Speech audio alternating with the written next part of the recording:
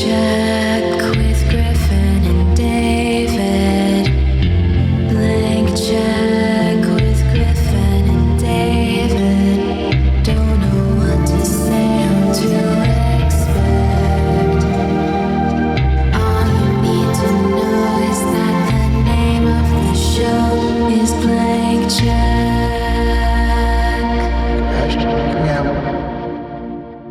What podcast is this? Sure. That's what you told me to I do. think that's what you should do. It doesn't matter. We have to talk about the never show. What? say it doesn't matter. Never say it doesn't Sometimes matter. I think the opening quote we picked doesn't totally matter. I think it matters so much. Weird. I've never gotten that vibe from you that you think it doesn't matter. It's just sometimes we spend 20 minutes, not 20 minutes. We've never spent 20 minutes. We've never spent 20 minutes. I think it matters. Beginnings are important. We're here with a storyteller. Do you want to take it again? No, absolutely not. Beginnings are important, right? Sure. Well, It's actually all the beginning and end. You hear that, David? those are the things people remember the most. The quotes in the end as always. That's the rule of storytelling. Yeah. How does TV glow begin? What's the first shot of TV glow? Yeah. First shot of TV glow is it's like a slow pan down that street. Yeah. You get the ice cream truck. Yeah. Good opening. Yeah. Good Yeah. opening. You need Yeah. a good opening. Oh, yeah. Yeah, the rest of it. Who cares? Yeah. People have already filed their letterbox review at that point. They just get their phone out and they're like, 4 stars, pretty good. Yeah, right. They've taken out their phones. Yeah. They've photographed the title card. They've logged it on Letterboxd. They've sang along. They've sang along. And they've walked out after 30 minutes. The state of Muagon, 2024. Did anyone go to a Wicked screening where people sang along? I did not experience that. I saw Wicked, of course, in 4DX, where I think physically it'd The be chairs were hard singing to along. sing. Right. Have They've you got- seen Wicked, James? I have not seen You- Wicked you yet, haven't but gotten Wicked I yet. literally have asked all of my friends to see Wicked with me, Yeah. and no one wants to go.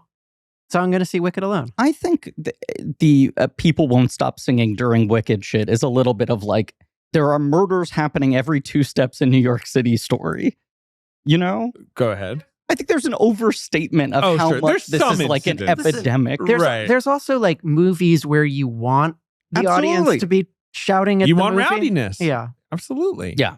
I think the mistake was not simultaneously releasing a sing-along cut, which I just saw there now from They're Christmas readying Day that. on. Right. That's right, what we'll be playing. 100%. Will there be a little broomstick that like I assume touches so. all the words? I assume so. Yeah. Or a grim word. What's the grimmery? Grimmery. A little grimmery. Mhm. This is stuff you don't know, Jane. You haven't opened I a know grimmery very little about the plot of Wicked, and I'm so excited because I love lore. You know, Oh, Well, fuck.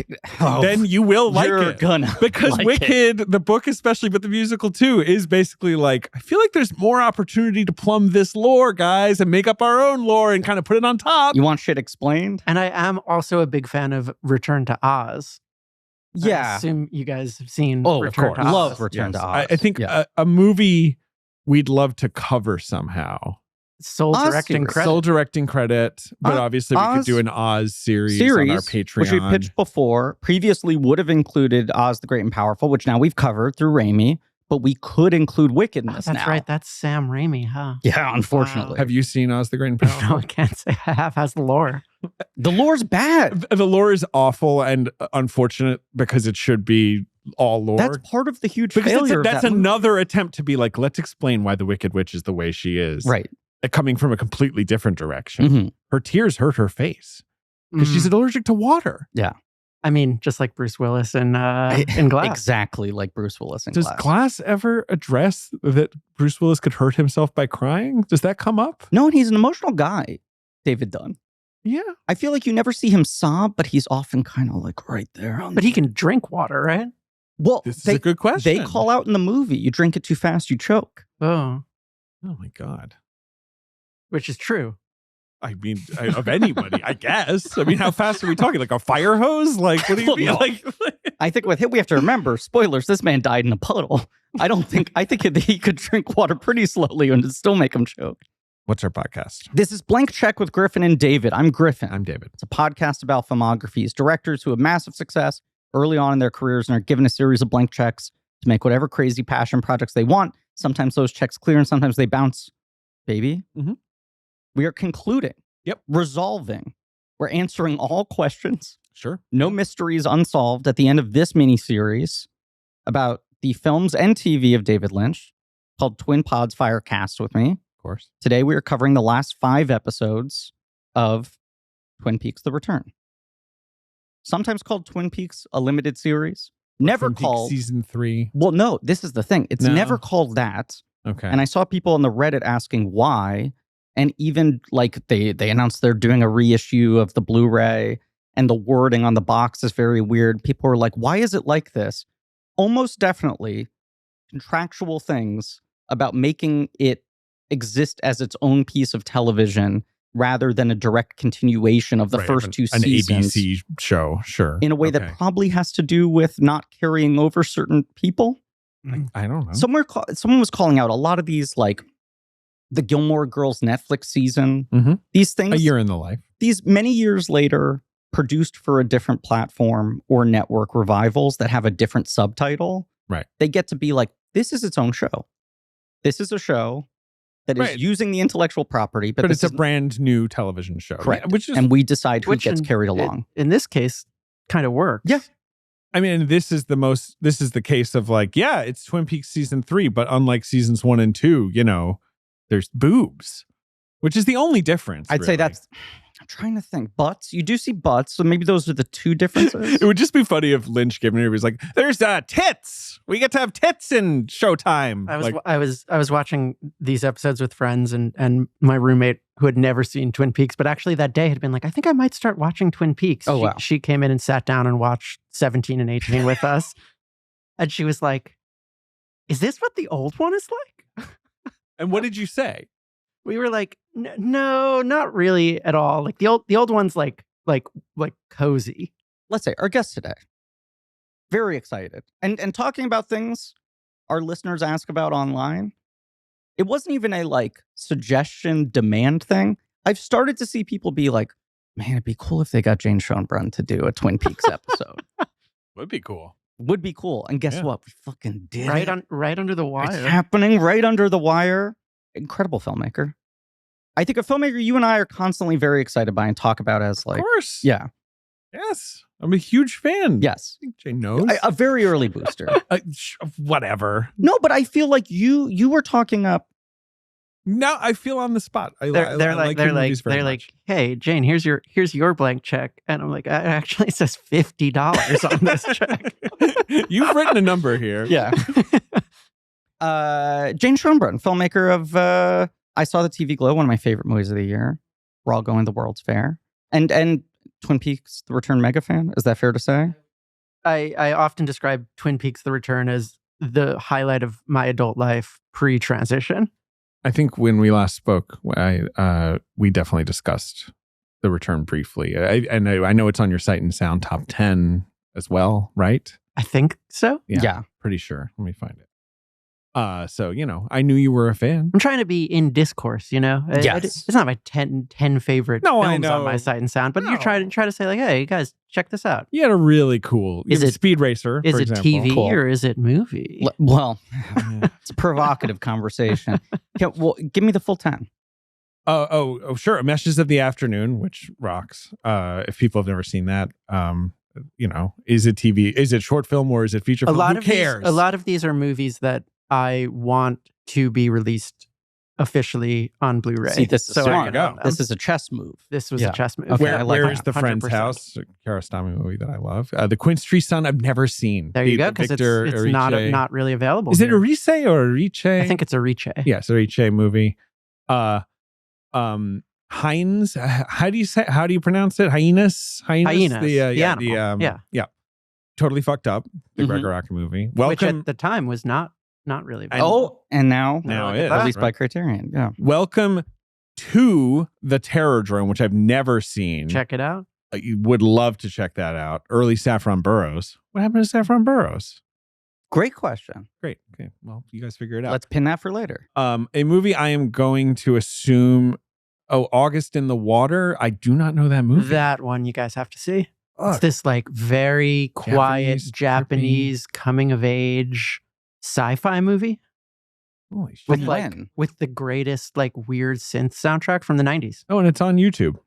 Yeah, it's very much not available in anything but terrible quality. Wow. Fantastic.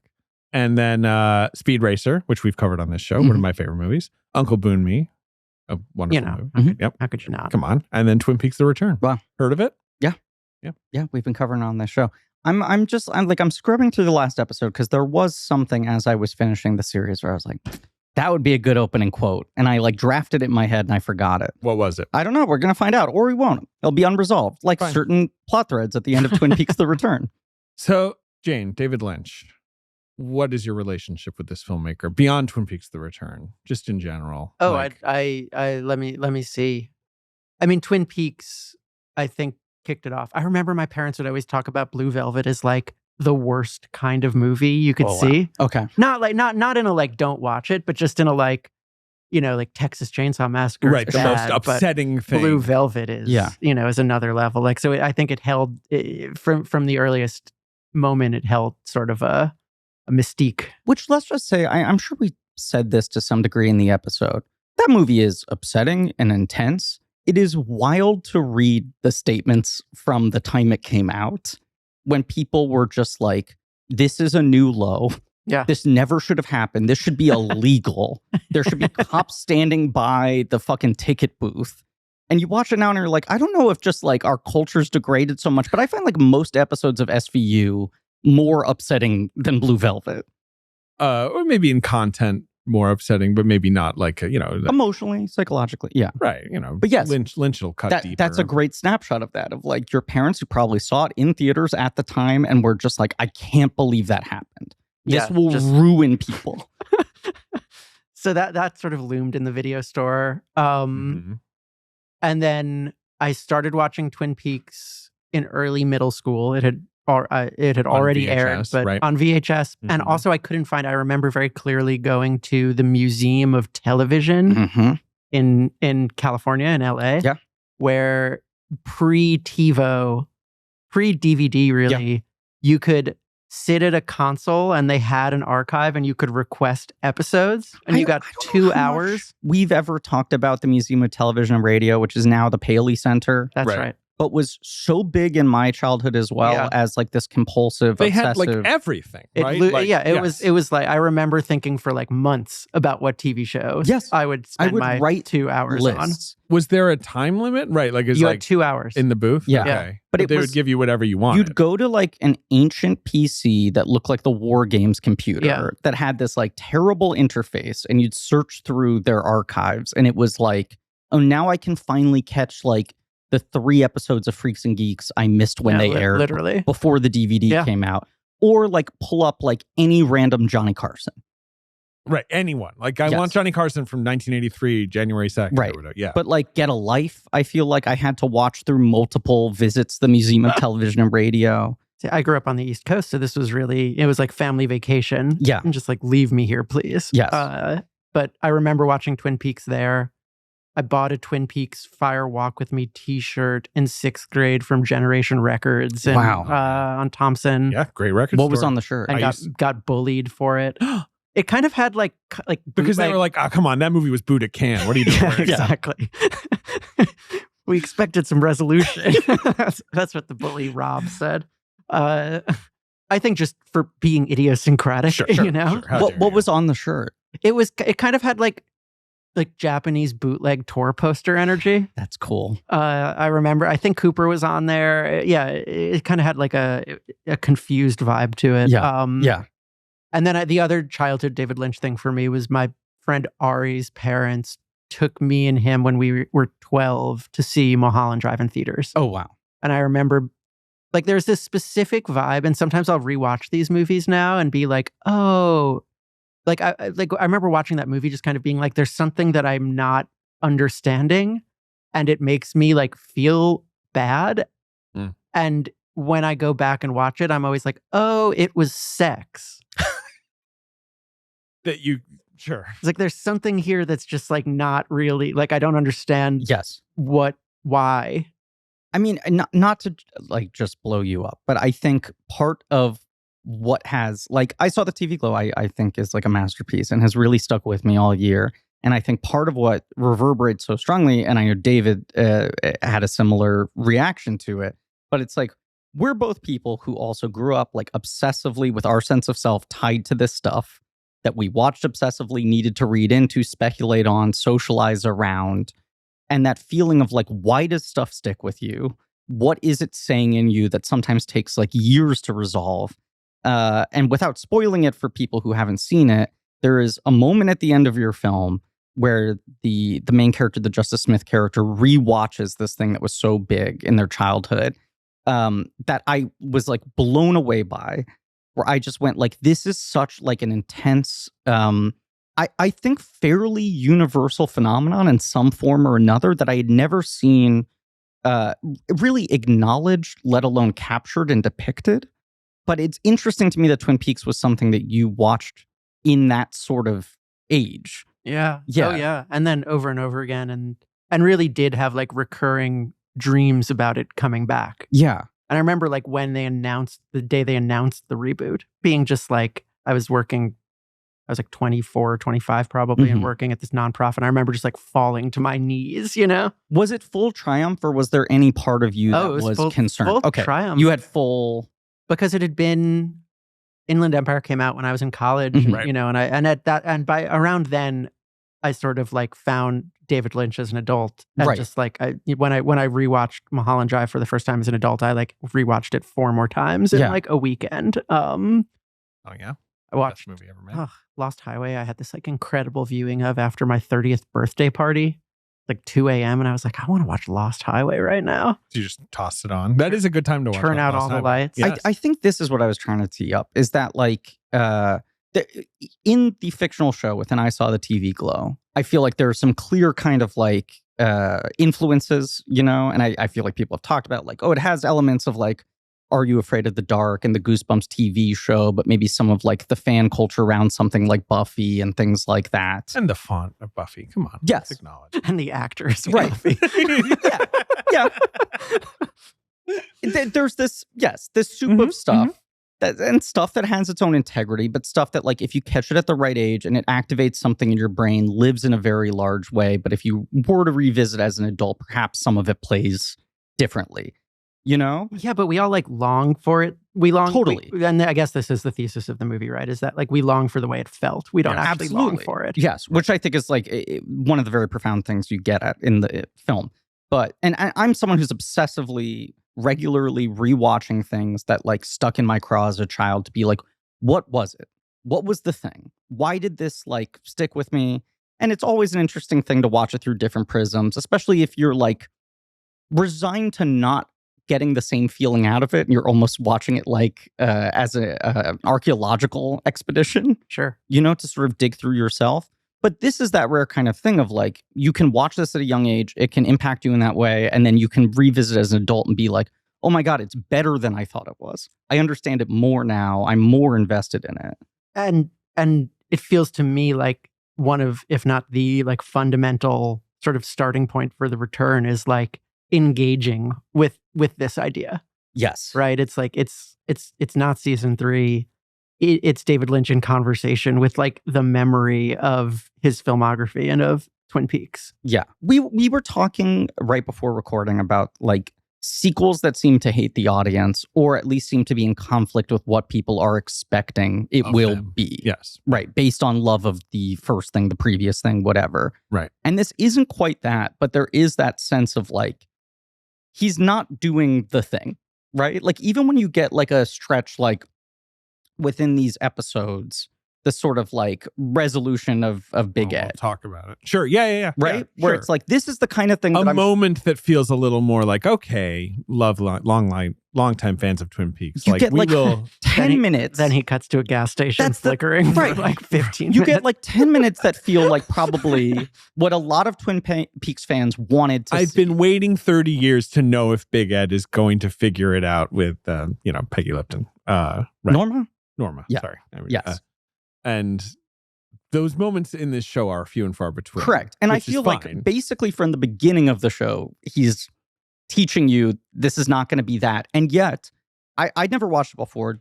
Doing it for the podcast has been my first watch through. Oh, wow. These last 5 episodes, there's a run there, I would say maybe the 17, 16, 15, where it feels like the show is starting to deliver Totally. what certain fans would have hoped for. It gives you a version of what you might want. It's like, this is coming together. I am the FBI. And imagine if it ended with episode 17. Like, Would have been that's terrible. would have been Terrible. bad, but that's probably what some people thought was going to happen. I think so. I was watching Someone punched Bob. He's gone.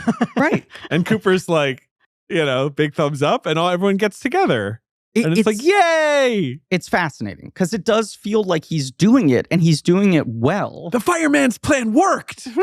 But I think what's like fascinating, like watching these 5 episodes again, and just thinking about like the relationship to like spaces. He's there. We're jumping between all of these different spaces, and they almost exist in like literal different universes. Like you have to like sort of travel through portals to get from Rancho Rosa to the sheriff's office. It's like, and maybe most overtly with Audrey there at the end. It to me, it feels less like he's less interested in like, should I subvert your expectations or should I like give you what you want? And he's more interested in like, this, we all have this shared memory of like 25 years ago watching this thing. Right. Let's explore like what that, like down to the last line of the series, right? It's like let's explore that phenomenon. Right. Well, and what year is it? I think he's, to your point. I mean, the last line of the series is actually, yes. But apart from that.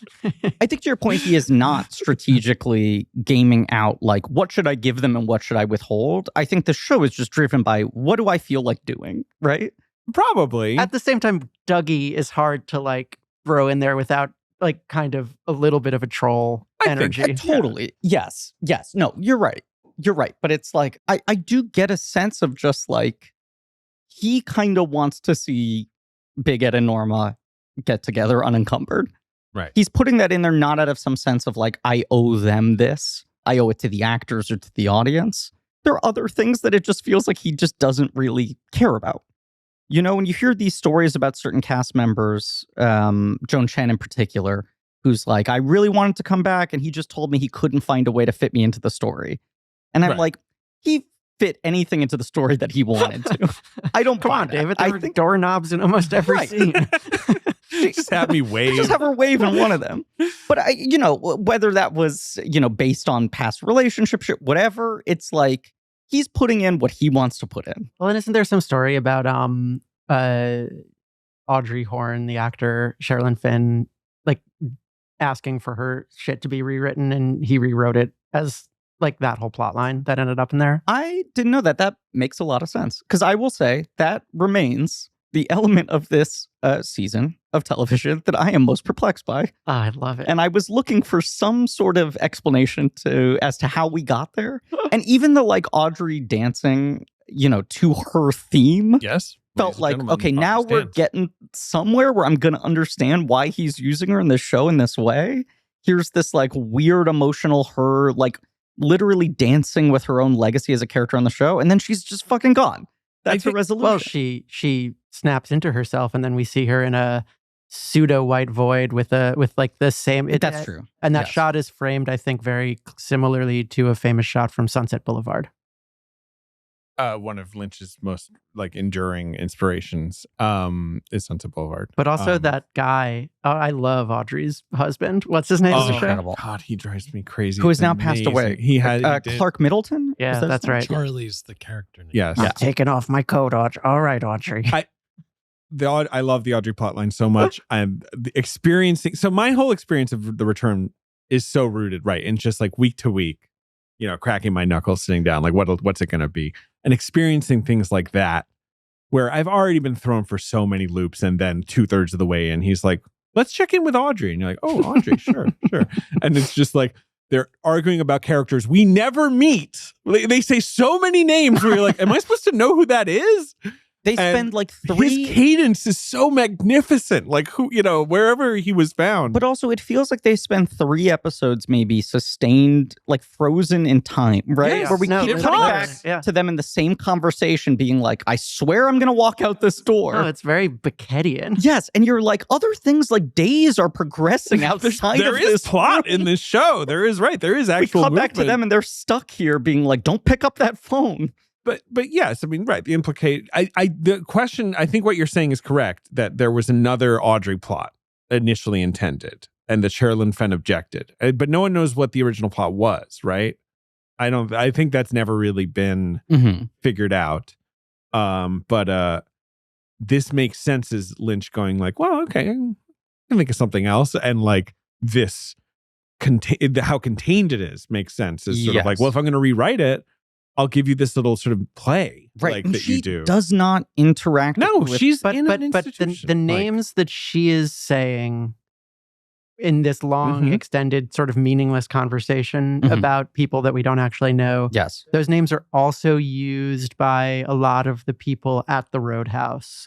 Sure. It like who we also don't know. Right, where Yes. we'll check in with their drama. And I think Yes. this kind of mirrors like the myriad like FBI agents who we meet throughout the series who like don't actually end. It's almost it's like there's like the core of the show, Yes. which is like what we remember, nostalgia, and then there's just these like doppelganger versions of it, like on the fringes. The Roadhouse stuff is particularly interesting to me. Not that I was expecting some kind of traditional resolution, but like all these little snippets of like Charlene Yee and Jane Levy and like Sky Ferreira and I these thought like she said Jane Lynch. It's like, I wish Jane Lynch would be Whoever's good. Jane Lynch is a sassy like Twin Peaks high Yeah. school would be fun. Yeah.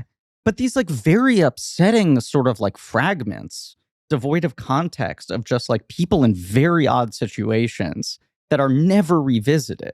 I always just get this sense that like Twin Peaks is a very sad, fraught place now, and probably and was then too. But like now, you know, we only catch glimpses of it. The sheriff's office, they're always discussing a lot of like tragic, terrible stuff. there's a lot of drug running happening. Right. now. You know, Frank Truman seems real. I love him to death. Yeah. I would vote him for president, although, I mean, maybe I don't want to know all of his views, but like, I love him.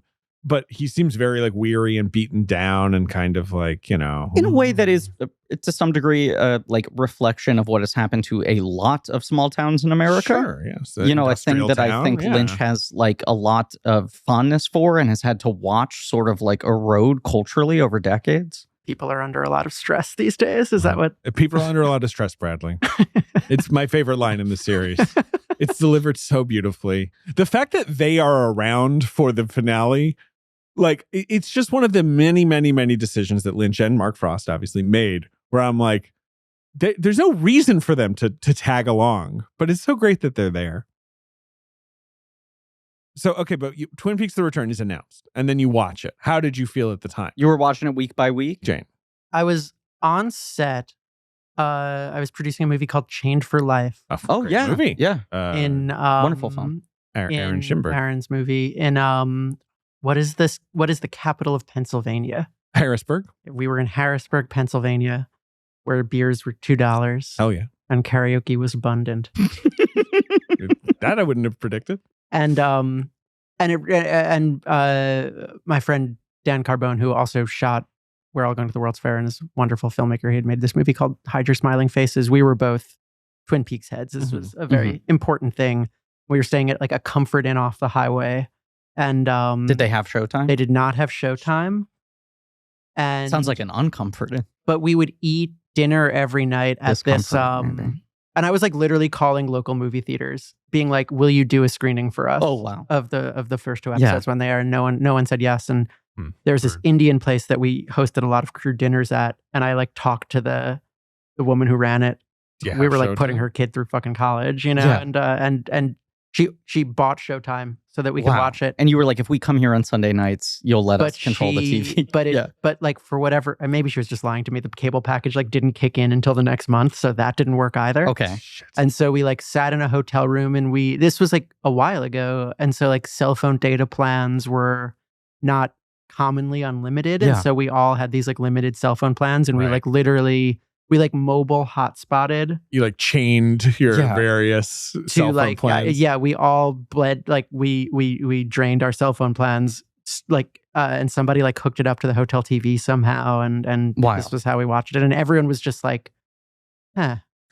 Right. It's like Immediately I love the beginning of the show, but it is Yes. definitely not like anything you would have expected to happen. And then the ending, I'll never forget. The last two episodes I watched right near here at the Draft House, they did like a secret screening wow. of it. Mhm. Okay. Mhm. forget who organized it, but I weaseled my way into it, and like we literally like all sat in a theater at the Draft House, and they like simulcast those 2 episodes That's live cool. as They they air aired. back to back. Yeah. Right. And there was still like waiter service, Hell yeah. and it was actually like the I remember it looking like when you blow something up that isn't the best resolution to a screen like that, it like looked a little off. And, Janky. And I just remember like when it ended, the waitress was like hanging out, waiting for everyone to leave, and everyone was just kind of like sitting in their Needed seats. to process. Yeah. She was like, "You guys seem upset," and that ended. Yeah, I mean that ending haunted me for months. I think The Sopranos is the only other TV show where I had that experience, where the ending was both immediately shocking to me and then like months of rumination for me. But this is very different, obviously. Whereas The Sopranos, I had the reaction that literally everyone had, which is my TV broken? It's such a boring reaction, but literally everyone had the same reaction.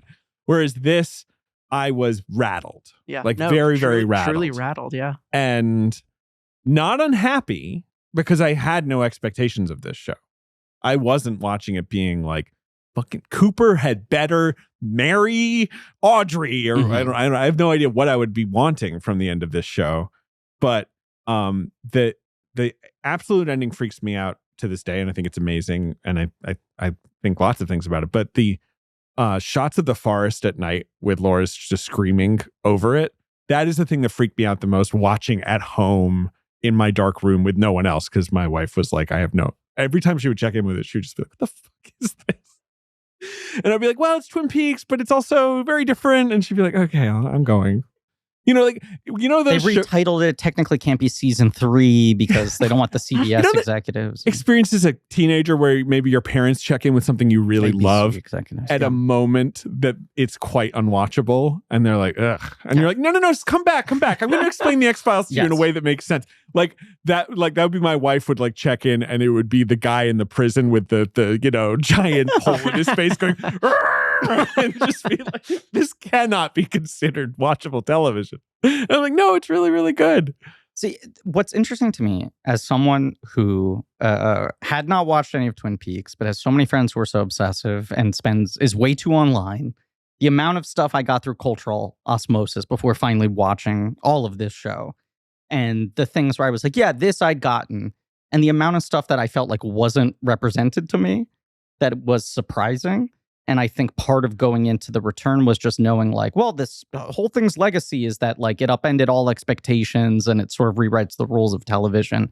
So the only thing I know to expect is to not expect anything and to not go in with any assumptions. So I'm less rattled by how much the show is not delivering the obvious sort of Twin Peaks legacy season, because I'm going in knowing that. And then even still, I got kind of tricked in this final run of episodes of like, holy shit, like Cooper's doing fucking Avengers Time Endgame. travel, He's going back and he's Cooper's fixing getting the it. Infinity Stones. Right. Everyone's together. He and Diane are in love. Like, I was just like, oh my God, Lynch is doing it. And I was like, part of me was suppressing this memory of just remembering People everyone. at the time being like, what? Not only did he not answer most of the unresolved questions from the first 2 seasons in the movie, but he actually created new questions that he also hasn't answered. And I'm watching it and I'm like, he's actually going to fucking tie everything together. Maybe the unresolved stuff is that we never go back to fucking Sky Ferreira, but like I can live with that. And then somewhere across episode 18, basically from the start, where I'm just like, oh, right, there's something else that will happen here. Yeah. Now I'm trying to think of the Avengers thing where he like stops Ray Wise from killing Jacques Renault. Like he's like hopping through the whole show. Like he's being awkwardly CGI'd into like every single. Like cuts back to Jack Nance. When Hands off Renault! We need his evidence! When he starts reusing the original series footage in that way, sure, I was just kind of like, I can't believe he's doing this. This feels like the kind of thing that he would avoid. No, I think that's a big part of that second to last episode. Yes. Is like how artificial that kind of narrative resolution is. Right. You're getting it, feeling. But Cooper's face is superimposed over it. And it's, right. This is a dream that we are having. But we'll get to that. Freddie uses his green glove. we have to talk. We're going to talk about Freddie for half an hour. Listeners, it might surprise you to hear that I am all in on Freddie. That Freddie is so my kind of shit. Freddie was also a fan favorite in my home. What if the Artful Dodger had a green glove that could punch so good? Could defeat I just made my little glove, ain't it? I mean, you're doing the voice. That's what I'm saying. I was like, what does he sound like? And I'm like, oh, it sounds like he's singing Consider Yourself. The whole thing with Jake Wardle, that actor, who I don't really know, is that when he's in the show, you're like, oh, this is someone doing like the most exaggerated kind of Cockney East End accent, right? Like, this can't be real. And you realize, no, that's just what he sounds like. It must be what Yeah, David but the Lynch other thing loved about is him. he has like 20-minute YouTube videos that are like all UK accents where he shows off that he knows all the regional many accents. dialects. Yes. And then I went to his website and it has this endorsement. I'll pull it up so I can read it verbatim. But David Lynch being like, I love these crazy voices he does. That sounds right. Because there's a rugby player named Jake Wardle, which fucks with actor Jake Wardle's SEO. No. But where's this? I bet that rugby player wishes he could punch anyone. Yeah. The David into Lynch quote smithereens. is, having seen his internet video of him doing many incredible accents, his talent and naturalness really impressed me. Jake was perfect for Freddie. You see 1,000 people on the internet, but I knew Jake could do this. He's super smart and he's like Harry Dean. He's just a natural.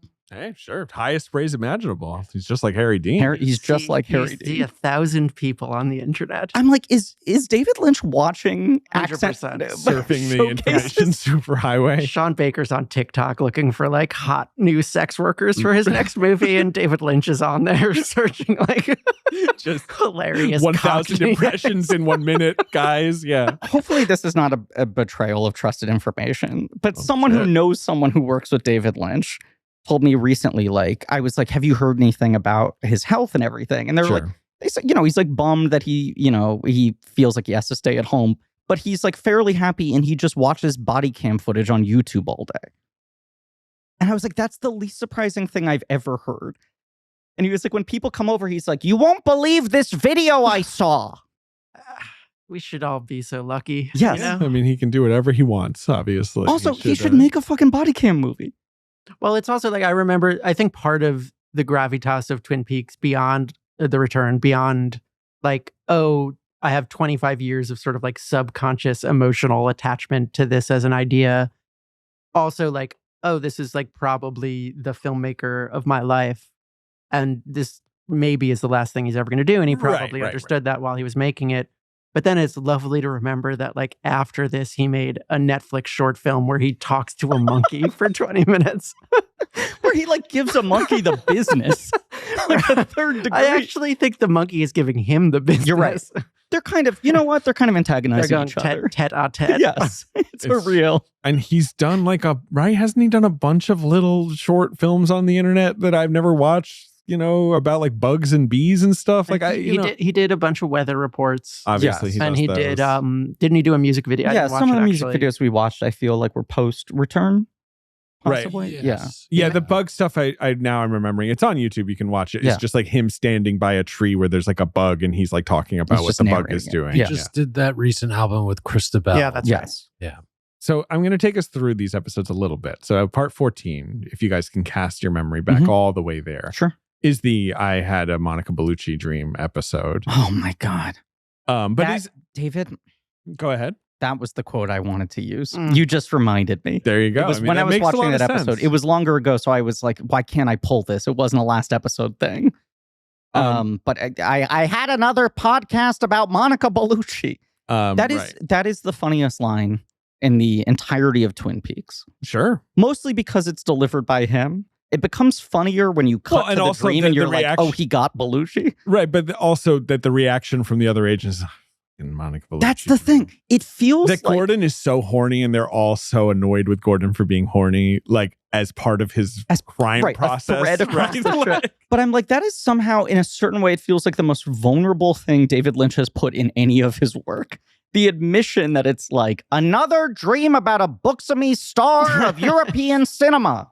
Well, I think also they had some like French money and needed to shoot something in Paris. Yeah. Is that for real? I believe that. I think that's right. That Because rules. that's actually shot in Paris. Right? Oh no, it's absolutely. They're Or in maybe some he cafe. just wanted to go hang out with Monica Bellucci. This is what I would do if I was in my 70s with Totally. Showtime money. And he must have seen Monica Bellucci when she emerges as an actress, like, and been like, "Wow, I never got to I make a didn't get movie to with this person. This is like the most David Lynchy actress who ever That's the existed." bigger thing to me, and it's part of what's so interesting about his sort of public negotiations with Showtime and being like, maybe I won't make it. Maybe I'm not going to do it unless they give me enough money.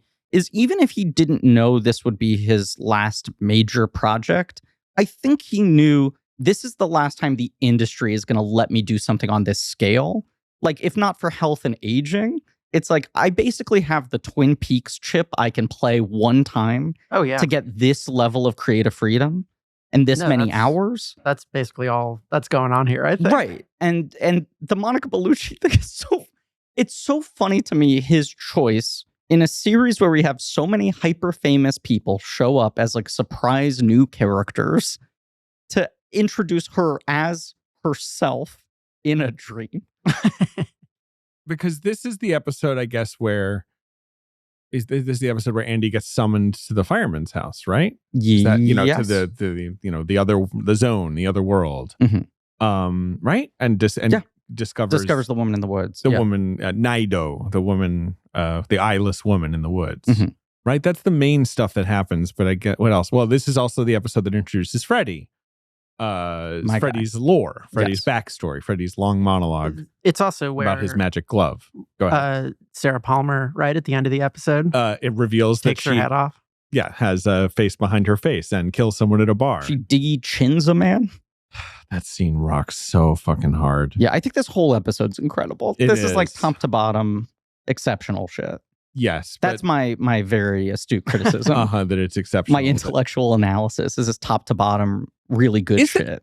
That's kind of the last major thing that Sarah Palmer does, right? I was thinking, because when I was watching these episodes through, I was like, oh, is this the last time we see this person? But we see her Smashing the picture Yes. and sort Which of is like crawling around her disturbing. screen. But another Yeah. thing that fucking tricked me is I'm just like, oh my God, he's going to bring like new Laura Palmer to like a point of resolution with her mother.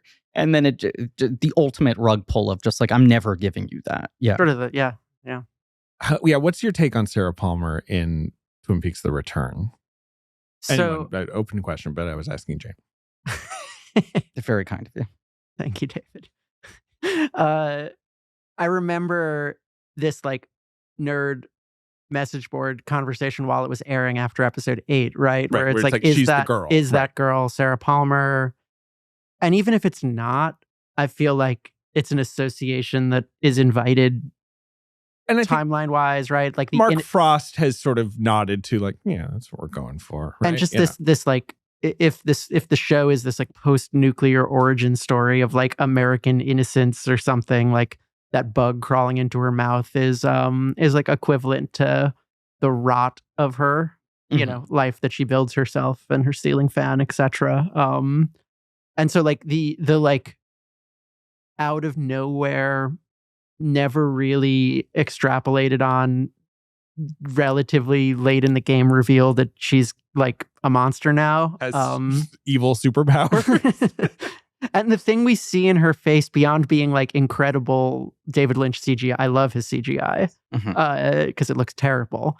But then, as we talked about in episode 8, you're like, this is some of the best CGI I've ever seen. Sometimes immaculate, often terrible. I mean, but this look is unbeatably. Oh, yeah. Right. Both. Yes. But I think he knows it's both. Oh, you know? totally. It's what's fascinating about episode 8, and our guess on that, Connor Ratliff, throughout the theory that it's like he's giving you purposefully janky, Yeah, totally. incredibly artificial, unsettling kind of like, this feels like a technical error Even CGI the cell phone screen. for most of it in a way that makes the stuff in episode 8 feel more real. When your mind, you don't question its reality because you're like, well, I know what CGI looks like in this show.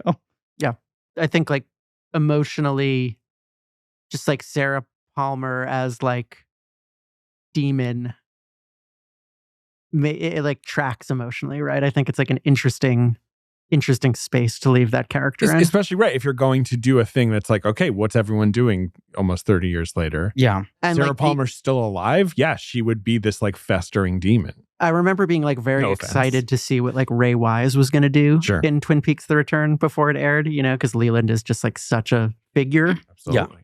and he's like not really in there. Nope. I mean, we He's see got him in the 10 red room. incredible seconds. Yep. I mean, he's got a great face. I'd love to see his face always. And he's sort of like, when we do see him, you know, he's like, "Fine, Laura." He's Yeah. like this, like, he's like the tragic version of him. Right. Whereas like Sarah Palmer as this like person who like lived through it and is still there freaking out in the supermarket is like got more of the Bob style rot inside of her now. But the rot is the big thing. I mean, I feel like as much as Twin Peaks as a project at large is about anything, it feels to me like it is about the way those things fester, right? The way darkness and pain lives inside of people and how it gets there and what it does to us psychologically and physically and all of that, whether it is the kind of darkness that causes you to inflict pain onto other people or is the byproduct of pain inflicted onto you.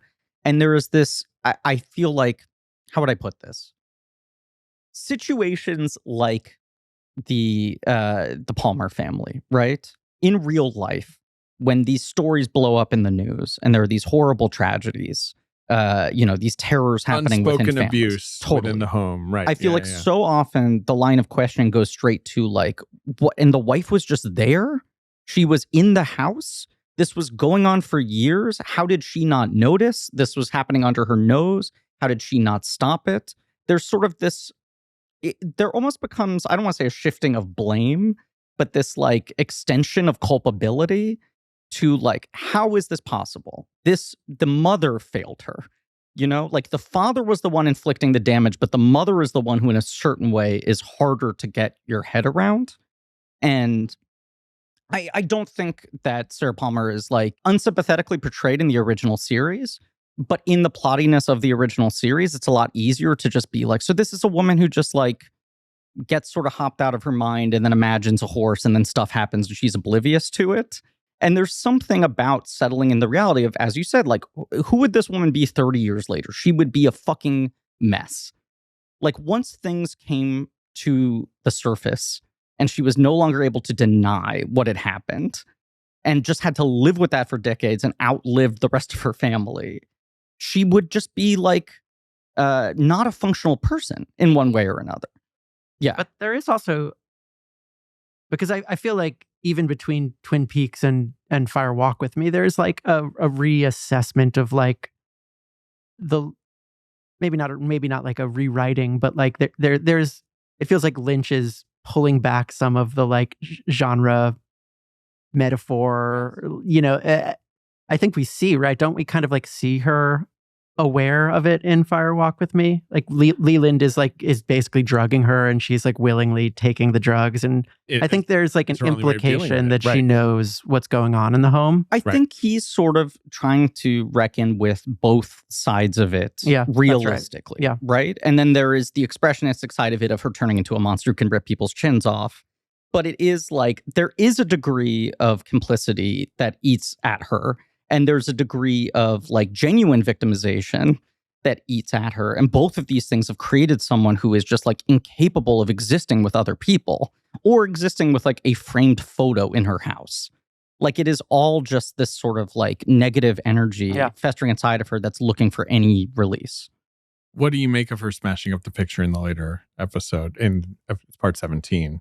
Because that's when that's when has Laura been sort of plucked out at that point, and we're sort of trying to reckon with that. I don't. Yeah, I never quite. I haven't really ever figured that out. I mean, not that I need to. Look, I've lived with this for like fucking 12 hours, right?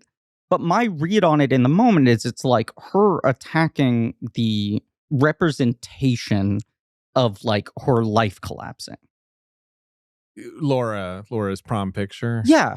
Like not Laura as a person, but like Laura's prom picture, which is this image that has been like constantly repeated throughout the show as this sort of like tragic beauty.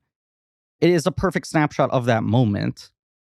But the, I guess like, and I haven't really thought about this either, but like smashing up that picture right before like history is about to get rewritten Right. to like remove her from that home Right.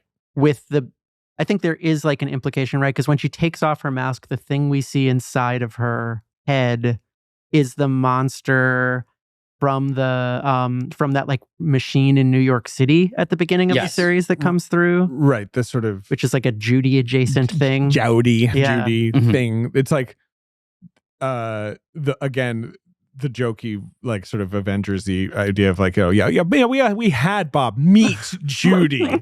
Judy makes Bob look like shit. Bob came out of Judy. Yeah. Judy barfed Bob one time Yeah. when there was a nuclear explosion. But Judy's been around since fucking ancient. It's like X-Men Apocalypse, where they're like, oh, Magneto, he's like a radical mutant. Well, what about the mutant from the pyramids? Did you ever consider there was a mutant there? What would he be like? I don't know, 5'6", Yeah, blue. He touched TVs a lot. Sorry. No, I think you're right. Yes, that there's it's some version of that demon. There's a feeling of wanting to like she wants to remove it from the timeline. You know, Totally. like that's part of the guilt of like I brought someone into the world and then allowed pain to be inflicted upon her.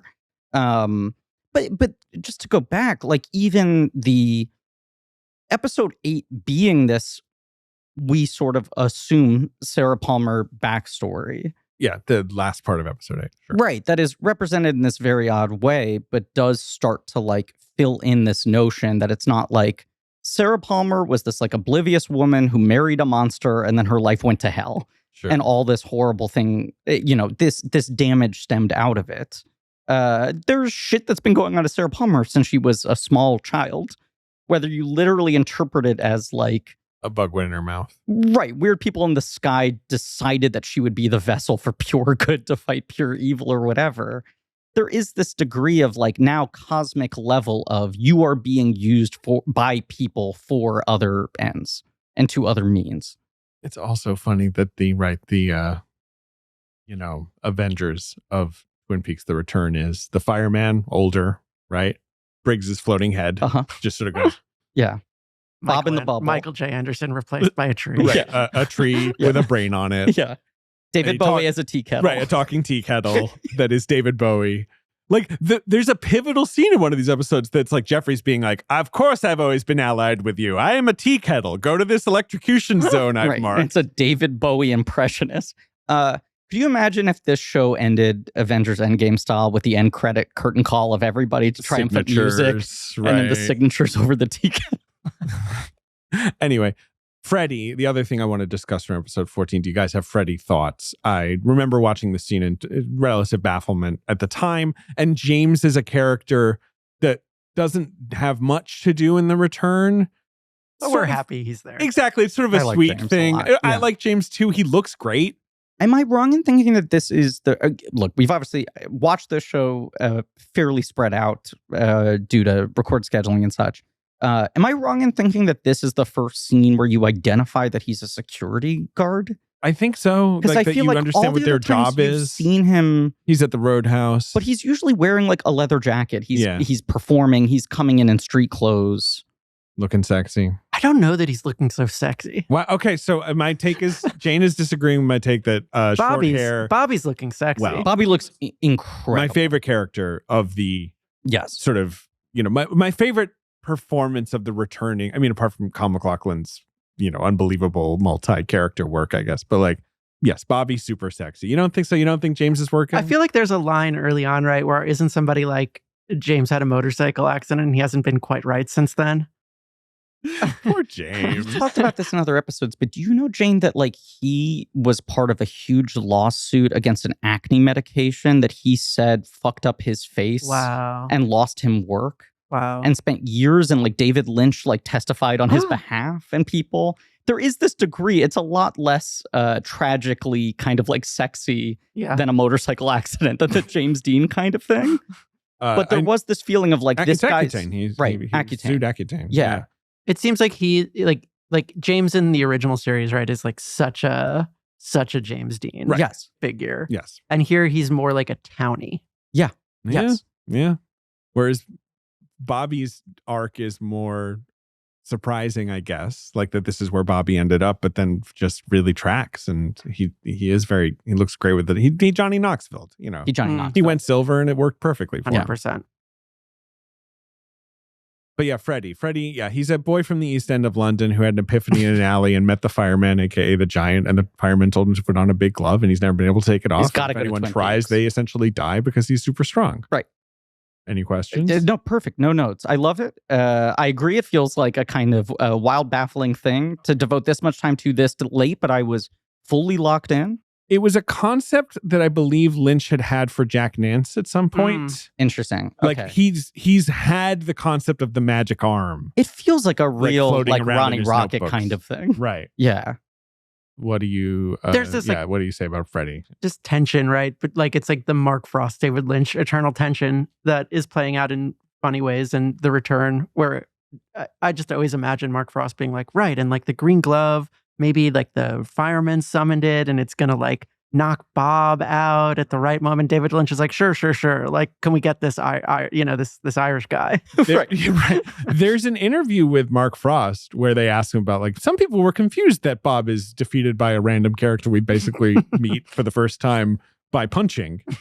And Mark Frost is like, yeah, it's called a Deus Ex Machina. Yeah. Like, it's clearly that they were just like, we wanted to resolve that, but we wanted to resolve it in this particular way. It's fun. It's very fun. I love introducing a character this late and having a character basically announced, I have been sent here to resolve this show. Right. In Right. it. I've never really met any of you and have no relationship with any of you. I know James a little bit. If he was set up in episode 2, maybe I would hate it because I'd just be like, oh God, he's going to end up punching the guy. Right. The fact that he's introduced so late makes it work for me.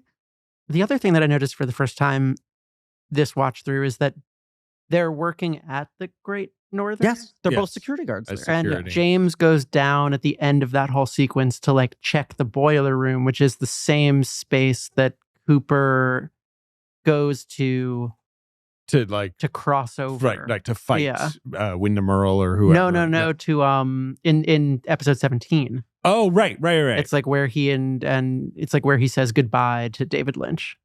Right. So I guess And like James even has when been the guardian. when James goes down there, it like the show slows down a little bit to like give the space some power. I did not track that. I'm gonna have to rewatch Twin Peaks: The Return again. I'm taking us to episode 15. Okay. Which begins with the moment you already referenced, Nadine toting the shovel. Mhm. Reprogrammed by podcasting. Happy as a we're clam. all- right. Yeah. Just walking up to Ed and being like, I have been a huge pain in your ass. And you really should, marry Norma. We should have resolved this decades ago. It would be funny if she's a mega babe. Like, Norma's great. Like, I'm a basically lot. saying that. yeah, Yeah. she is basically saying that. And Ed, goes over to the Double R Diner and, it's a 10 minute chunk, Mhm. basically, right? Like, is it the only like classic Twin Peaks story that really gets resolved? It kind of feels like it. Yeah. Are there any others? And the Log Lady, arguably. Sure. I mean, we see like codas for characters like that. Yeah. But that feels like the only pure emotional No, it's Like resolution. a dangling Right. thread that Yeah. we never got to pick up. This is one of the things I was surprised by watching the show for the first time, watching the first season in particular, is how much of it is kind of just traditional primetime soap Totally. opera, that it is truly caught up in like purely emotional, interpersonal, dramatic, interweaving plot lines. And that's the shit he's not largely concerned with returning to, revisiting, resolving, But even commenting upon in this. We dip in with new soapy storylines Totally. like Caleb Landry Jones or Amanda Seyfried. Yeah, but those are things that also don't resolve within they do not. this show. No. I think you're right that's the only classical original Twin Peaks thing Think that so. gets that kind of like emotional bow tying. Yeah. And it's It's- wonderful. It's wonderful, wonderful. and very satisfying and beautifully acted. I mean, and that song. I love, Everett McGill so much. And he was one of the many original Twin Peaks cast members who had basically retired. right. He Yeah. wasn't really working anymore. I think the story is that he hadn't worked in a long time. No one even knew how to reach him. He didn't have representation. Lynch sort of like sent out like shot up the flare gun to try to find him. Someone passed along a number. He called a landline. Everett McGill picked up. And he was like, I can't believe I found you. And he was like, this was my like in-laws' parents' house that we never sold. And I've never disconnected the phone line, but I only come here to check it like once every other month. Wow. And I happened to be here when you That's called. Beautiful. And then was like, and of course, by the way, I'll come back for Twin Peaks. Sure. But that feels like this weird sense of some warmth and fondness for Everett McGill as a guy translating to like, you know what? I want to see him get his happy ending versus like, Joan Chen doesn't need to be here and Sherilyn Fenn can yell at her husband. Right, or Everett can have a plot line that's just like him yelling in a convenience store one time, and they're like, anyway, so. Or I mean, I love Ben Horne in The Return, but Ben Horne's plot line being like him sitting sadly behind a desk, being like, I feel like I hear a noise. Yes. And Ashley Judd's like, yeah, kind of.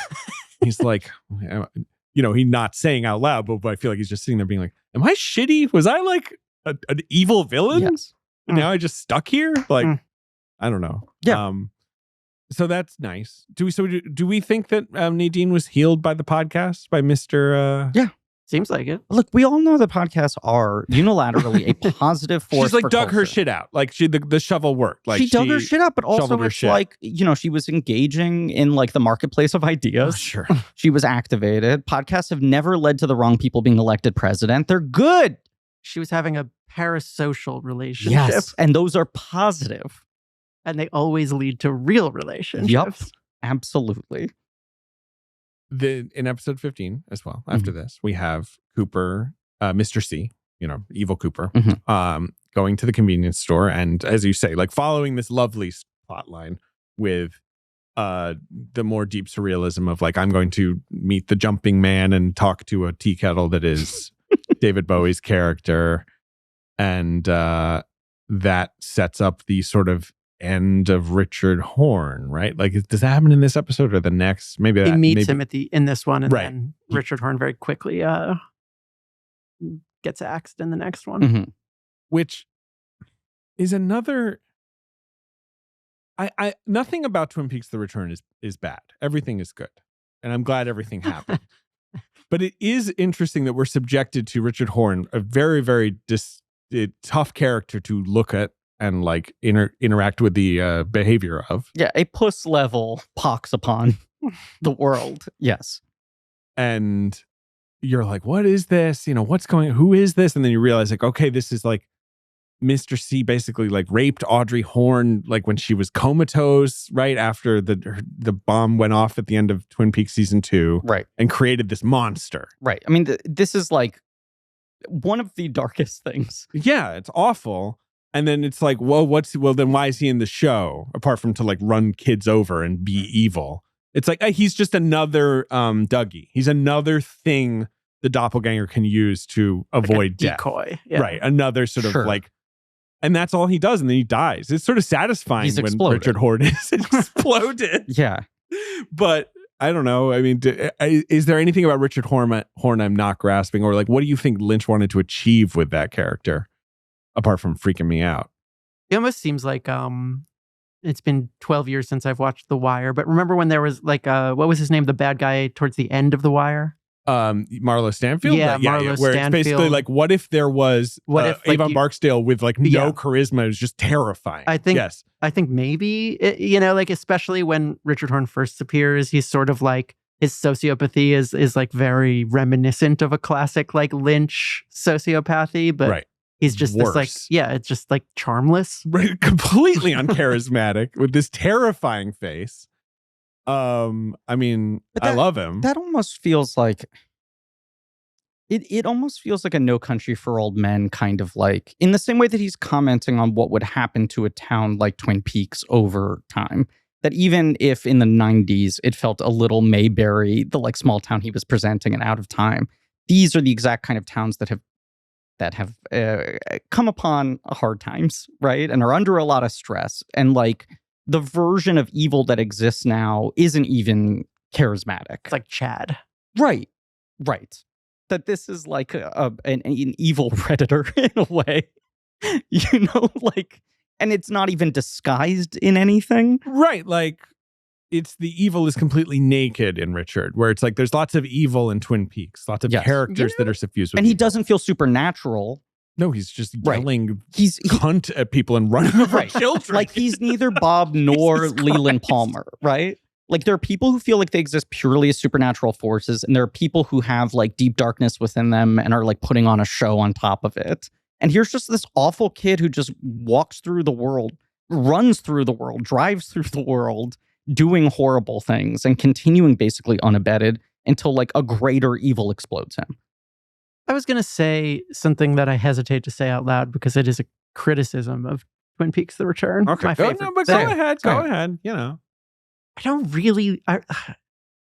really like Evil Cooper. oh, well, that's a major criticism, I would say. I Like, you don't know. like his vibe? Like, I don't think it really lands. Like I like a lot of his scenes. Mhm. I especially like him in the prison when they come to interview him and his voice is weird. do you Yes. like the arm wrestling I fight love, with the goons? Incredible. love the arm wrestling. That's pretty fun. But I remember like that scene in the hotel room early on, right? Where he shoots the lady like who's- brutalizing that woman, you know, and it's like classic Lynch stuff. Mhm. And he kind of resolves, like he just gets shot and then that's it for, you know, Bob comes out of his Yep. belly and it's And like, gets punched. and I imagine that it's like David Lynch giving Kyle MacLachlan like a very clear direction to like be a little bit like vacant in the Yes. Mhm. performance, right? right. Like the performance is very like, it's like both pastiche, but also kind of just like blank. Dougie and Mr. C are both kind of like hollow Yeah. performances in an interesting way. Right. And obviously, Dougie's very funny. And like the way the world works around Dougie is very funny. The most interesting he is as Mr. C is the prison definitely is just spooky. But in the episode 17, I think, when he shows up to the sheriff's office and is kind of mimicking being normal. Mhm. Yeah. Is like, yeah, Sheriff no, it's Truman, you know. it's interesting. It's a little interesting to see- Coffee. Right. To see him make a little bit of effort to pretend not to be a scary psychopath. Mhm. But I just think like Cooper in the mirror, and maybe I'm like expecting something, which is a bad thing to do with this, right? But Cooper in Uh-huh. the mirror at the end of season 2, mhm. Bob laughing. There's like a psychosis that's like entered the equation that is just sort of like Not there with not Mr. there C, with really. Mr. C. And Mr. I C's like just bad. Well, Mr. C's just sure. bad, but he's like not even bad in a way that like he's bad in this like more mythical way than Richard Horn is bad, but not in a more like interesting way. Well, Or okay, deep so or this complicated leads way. to a question for me. There's the scene, I think it comes in the following episode, perhaps. Go ahead. 15. Well, we're on what Maybe scene? episode 16. Where Diane gives the whole explanation of being sexually assaulted by Mr. Yes, C. that's in episode 16. But then where that Diane turns is out to finally be a revealed to be. tulpa? Yes, that is Okay. the Diane we've dealt with for the whole show Right. is a tulpa. Right. Is a creation. But she is telling the story because so much of our time with this Diane is like, what was the falling out between her and Cooper? Why is she so hostile to Cooper? And there is a part of me as a viewer that is still, as much as I'm trying to disabuse myself of this, processing some of these things like traditional television storytelling and going like, what's the backstory reveal going to be? And you're ready for it to be some kind of like TV drama betrayal and not Laura Dern giving a very sobering 5-minute monologue recounting a sexual assault by a beloved character, right? I know it's Mr. C and it's not Dale Cooper, but even just in her playing that scene is deeply, deeply upsetting. And you're like, oh, this is like a more harrowing thing than you're even kind of led to expect from this reality. And then almost immediately she's dissolved. She zaps into non-existence. Well, Because they shoot they her, shoot right? her. Yeah. And then she goes to the Red Room and she says, I know, fuck you, when she's told she's manufactured. And she Great. turns into a, seed. Yes. But that coming very close to the kind of like very quiet, passive reveal that, what's his name? Richard Horn? Richard Horn is the son. Yes. Yes. Is also the result of Mr. C Sure. sexually assaulting Audrey, does make it feel like, oh, in the immediate aftermath of that moment in the mirror at the end of season 2, does he go on like a maniacal spree of evil? That Seems seems like, yes. and he like doing built like up a cartoon criminal super network. villain shit. Right. Right. And not just like kind of fun evil, like arm wrestling, but like raping the most beloved women in the world of Twin Peaks. One of whom might be in a coma. Right. To this day. Right. And then what we're getting now by jumping this many years ahead, just from the nature of when the show actually started filming, is this guy almost like running on fumes. Like there is something kind of like bored and checked out by this guy who is like... Well, and also he's just like creating Rube Goldberg machines so he can't get zapped by another zone or whatever. But then I think there's even the implication, right? Because all of this is sort of thrown into some new equation by like Cooper in 18, right? Who seems to be this like fusion of all Coopers. We'll talk about it. Absolutely. Yes. And there's this like watching it this time and thinking about like, okay, we get this like kind of convoluted story about how Cooper and David Bowie and Gordon Cole launched this plan like, 25 years ago. And it was all leading towards capturing Judy. That like, there's almost this feeling that like Mr. C is part of the plan. Like Mr. C isn't even it's like an antagonist. I meant to, it's the Joker. I was always supposed to go to jail. Right. Yeah. Right. That was part of the plan. Yes. And that like, I imagine there's something that's being said, right, about like the myth of Agent Cooper. Right. Which I think is what the finale is about. Mm-hmm. But I still don't think it's a very interesting performance or character. That's fair. I mean, so like, I feel like what you're saying also is like when Bob is in Leland, right? Like Leland, classic Leland from Twin Peaks. Like that's such a fascinating like wrestling between, this horrible darkness and this real person. And Ray Wise is so good, and the mania is so interesting. And right, like Mr. C is just like, yeah, what if Bob was in like a golem body, basically? He doesn't even seem like Bob. Right. I mean. No, because Bob, Bob's drooling everywhere. And Bob is to as the kids say now, serving cunt, right? Like Bob is so are the showy. Kids saying that now? I don't know. Theatrical. Are right? your children saying that now? Bob has crazy monologues. Sure. He's talking about his death bag. Yeah. But I'm like, if David Lynch and Mark Frost, whereas Mr. C is like, hello, how are you? Squishes someone's head and then like moves on. If David Lynch and Mark Frost had made season 3 in 1991 or whatever, is that what we would have gotten? I believe that they've said on the record that it would have turned out that they were all aliens. Hell yeah.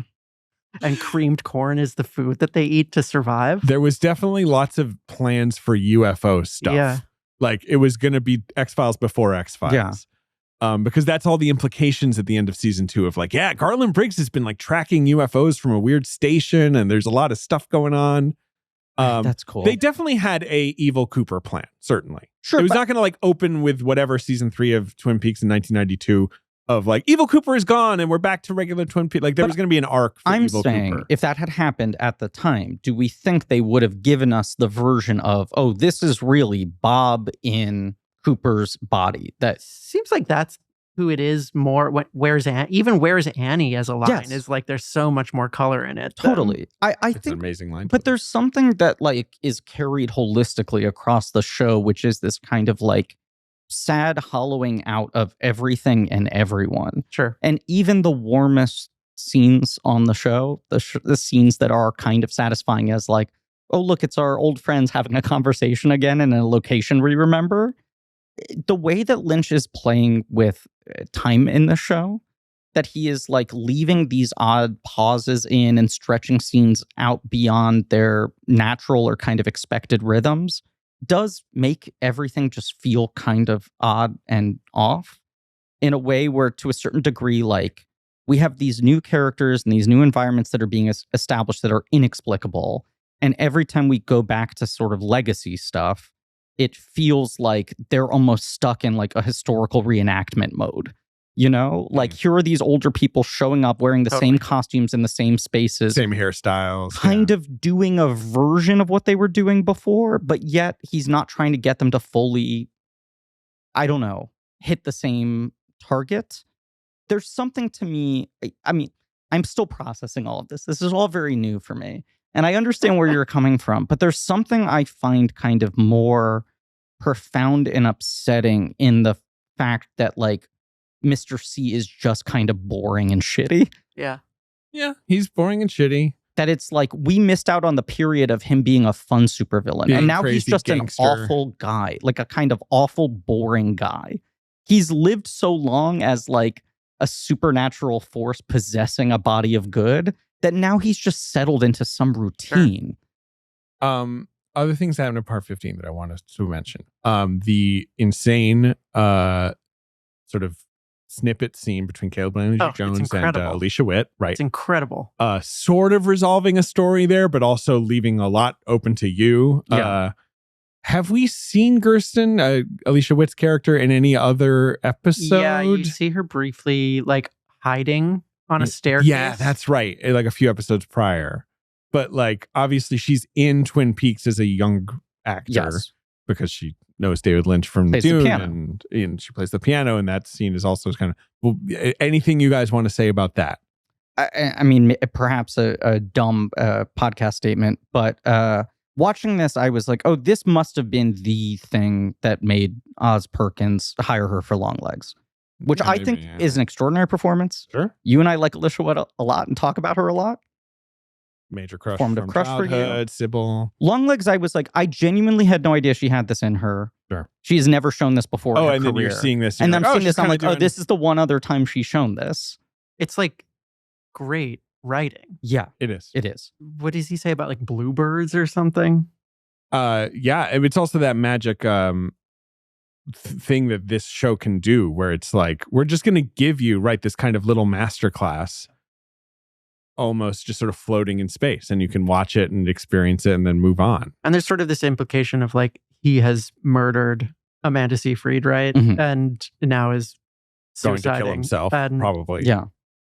yeah, and just like that all kind of wraps up as this another one of these like half satisfying, if that much, echoes of like another dead blonde girl. You know, is Right. I mean, that's a very good point. And one that is not even shown on screen, is never sort of like referenced again, that it's an implication that like the cycle is starring again. There is another death in this town that is probably going to shake people to their core. And the most like memorable moment of that whole plot line, I think, is like Amanda Seyfried's close up in the car, right? Yes. Like after she does those, like just like that's David Lynch, just like look at beauty. Yes.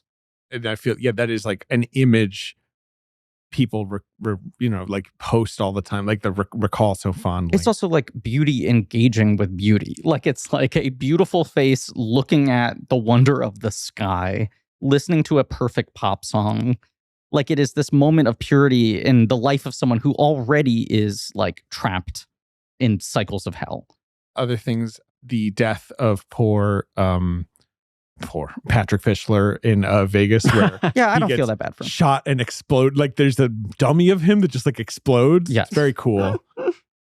You have Cooper watching Sunset Boulevard and hearing the name Gordon Cole and jamming a fork into a socket. Yeah. The sort of the conclusion of whatever He's doing it. Dougie Cooper. It whatever, unlocked in him. He's ready to come back. Yeah. where I guess you feel like you're like, yay, like finally we're gonna get some, he'll be back. Now the show can start 16 hours, I think, to some people. Yeah.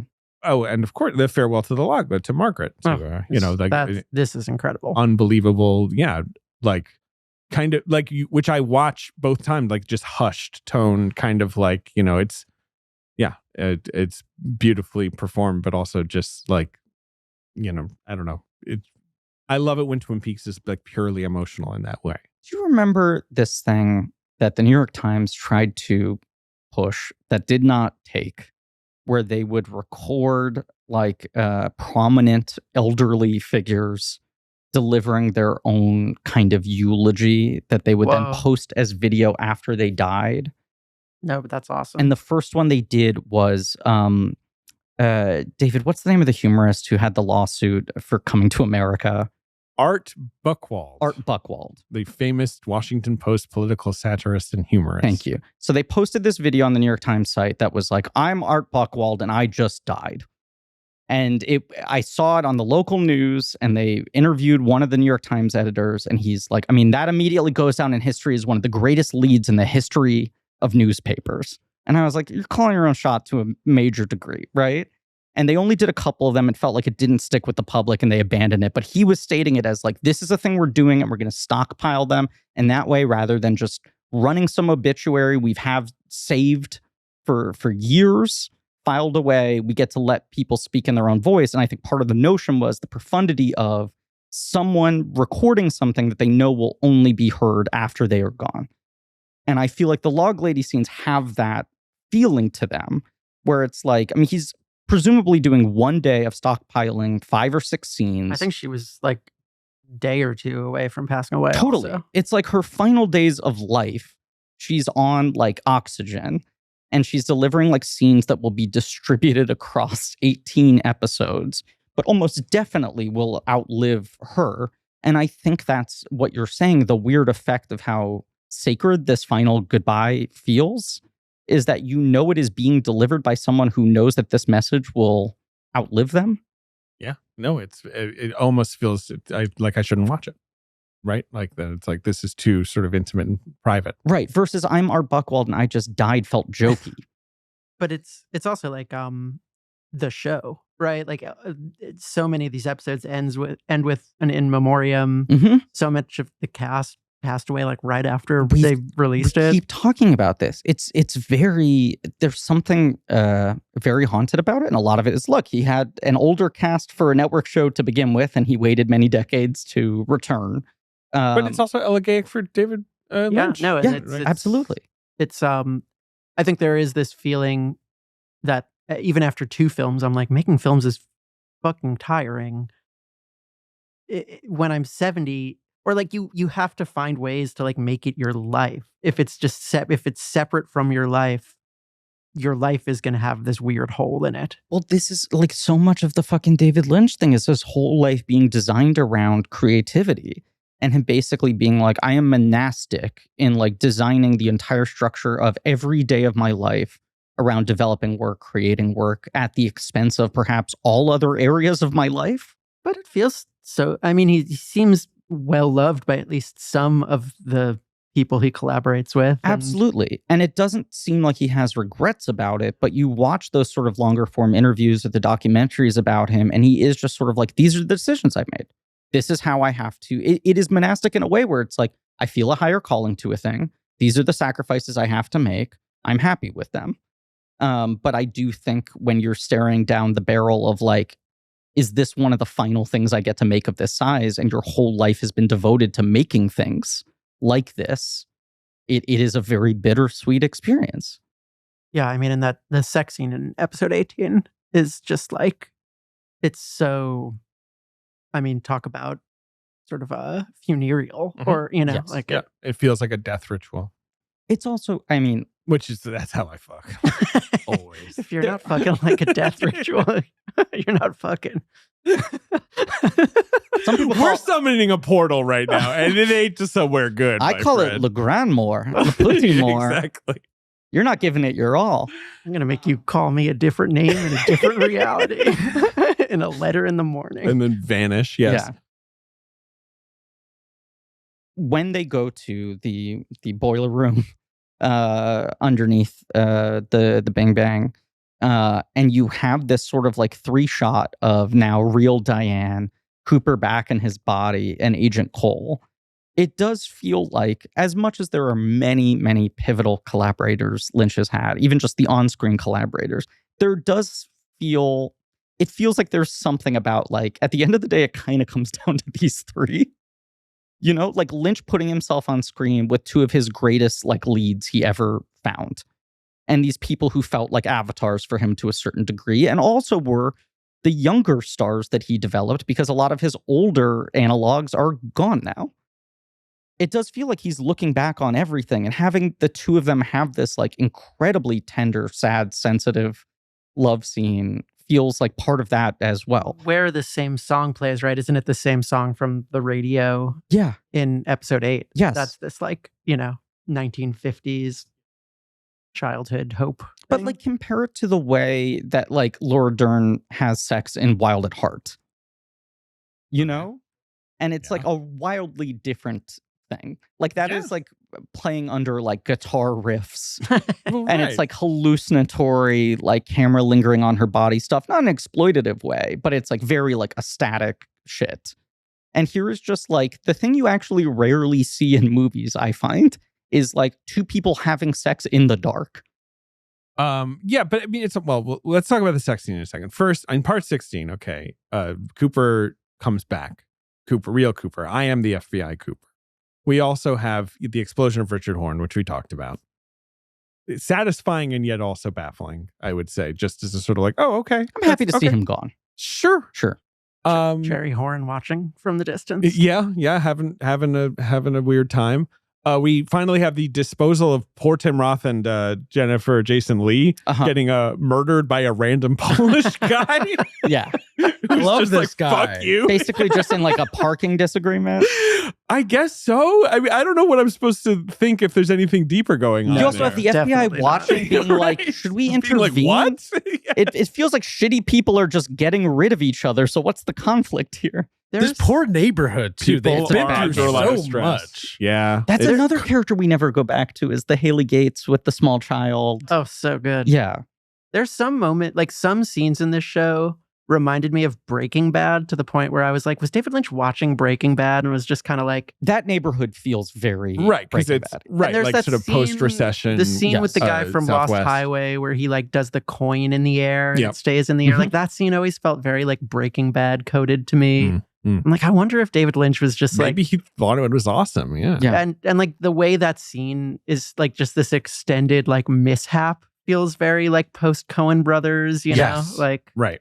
Yeah, we never see Haley Gates again. I remember I read an interview with Mark Frost where someone was like, what was going on with that? And he was like, I just say the people in another world talk backwards. Because she's saying like 119. And I was like, I love it that they just think about this stuff. Yeah. People with a foot in another world, Sure, I think yes. is how he's putting it. Yeah. Yeah. That's where we get people under a lot of stress, right? Yep. God, I love those guys. But yeah, Ms. Cooper is back.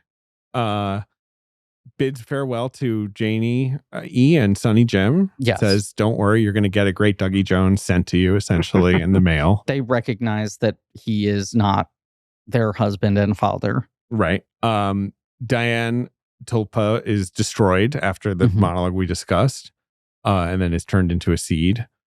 Great stuff. And I guess we've talked about a lot of this stuff already. Audrey does her dance. Yeah. And we sort of understand what has happened to Audrey, I guess. Like that I think that Audrey has just been comatose. People have complained that I've been like, I don't want to talk about like theories in the prior episodes. But And I this is the didn't last because I one. didn't want to Right. spoil anything. And also because I think you can do whatever you want with Twin Peaks: The Return. And it isn't a thing where But I'm like, can you- I've solved the show. Can you give us your read on the Audrey thing? I Can think- you unpack it a little more? she gets blown up in the finale of season 2. Everyone Yes. forgets that plotline because it's bizarre. Yes. it's like- incredible though. It's awesome, but a safe deposit box blows her up, Mhm. I guess. And so I guess the implication is she's never recovered and that she was assaulted and had a baby Mhm. in hospital, I guess. And but like that, and that's Richard Horne. But It's all like of this is in seed of her evil. mind. Yeah, Yeah. it's a representation of what's happened to her, I guess. Right? Yeah. I mean, that's the simplest way to think about it. But I think there's probably Yeah, it's more complicated ways to unbelievably think about it. bleak. Sure, it's a little bleak. A little? But the scene in the Roadhouse touches other characters who we see elsewhere, right? Yes. Like it almost it feels to me like this like layered, like each space is its own like memory, its own Yeah. dream of another space. And I think she touches the rest of the show just enough Mhm. for it not to quite work. That it's this like own separate unreality, right? And it speaks to how Audrey in Twin Peaks is in the high school, but not really friends with any of those characters and quickly moves beyond that storyline and is often in her own weird storyline, like with One-Eyed Jacks or the bank or whatever, like where she's kind of doing her own thing. Girl bossing to make the lodge a better business.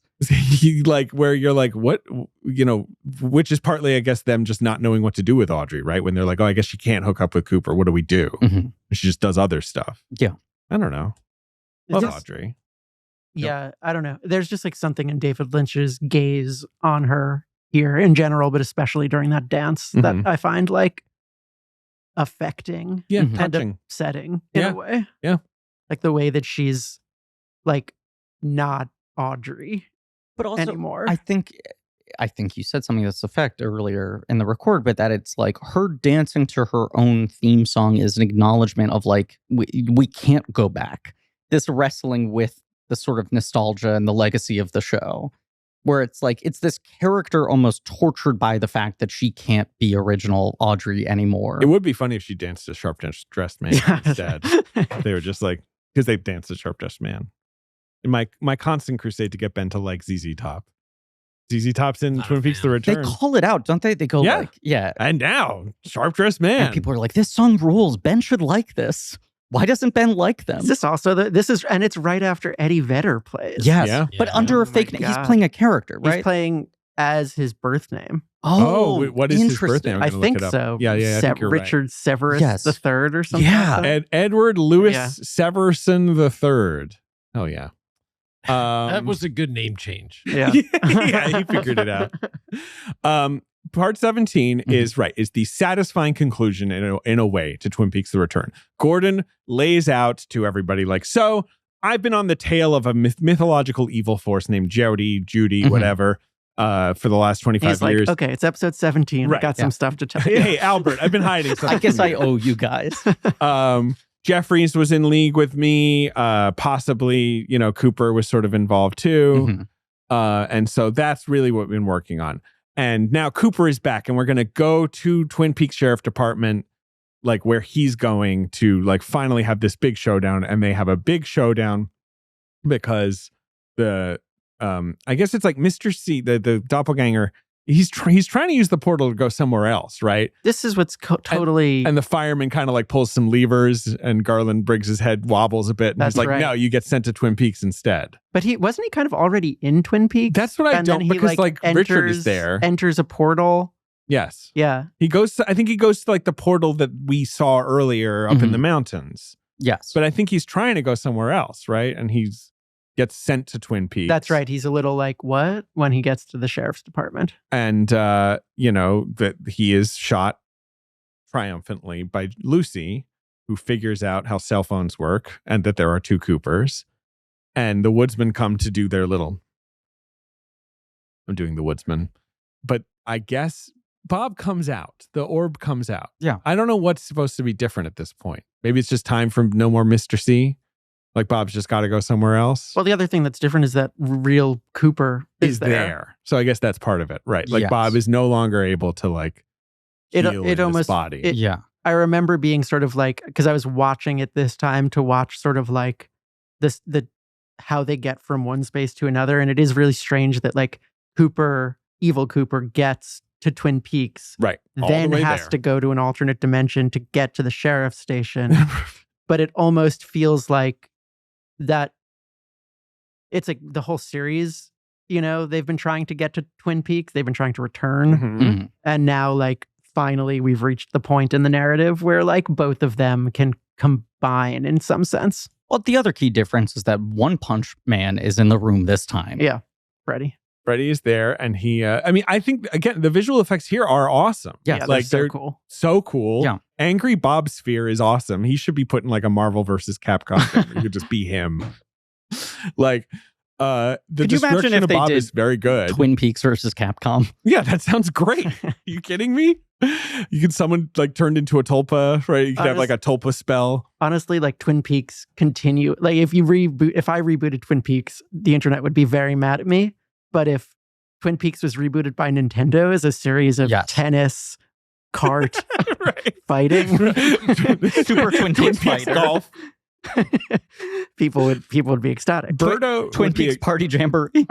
Birdo and Shy Guy. These would be great. I mean, like the little jumping man basically is a Shy Guy. Ike the Yeah. Spike. Ike the Spike. Oh, I miss Ike the Spike. There's that story we've heard about how I feel like this is like public, but all the sort of licensing out of The Sopranos, the video game, the Sure. slot machines, and all this shit, where the cast was like, "Isn't this going to diminish the show?"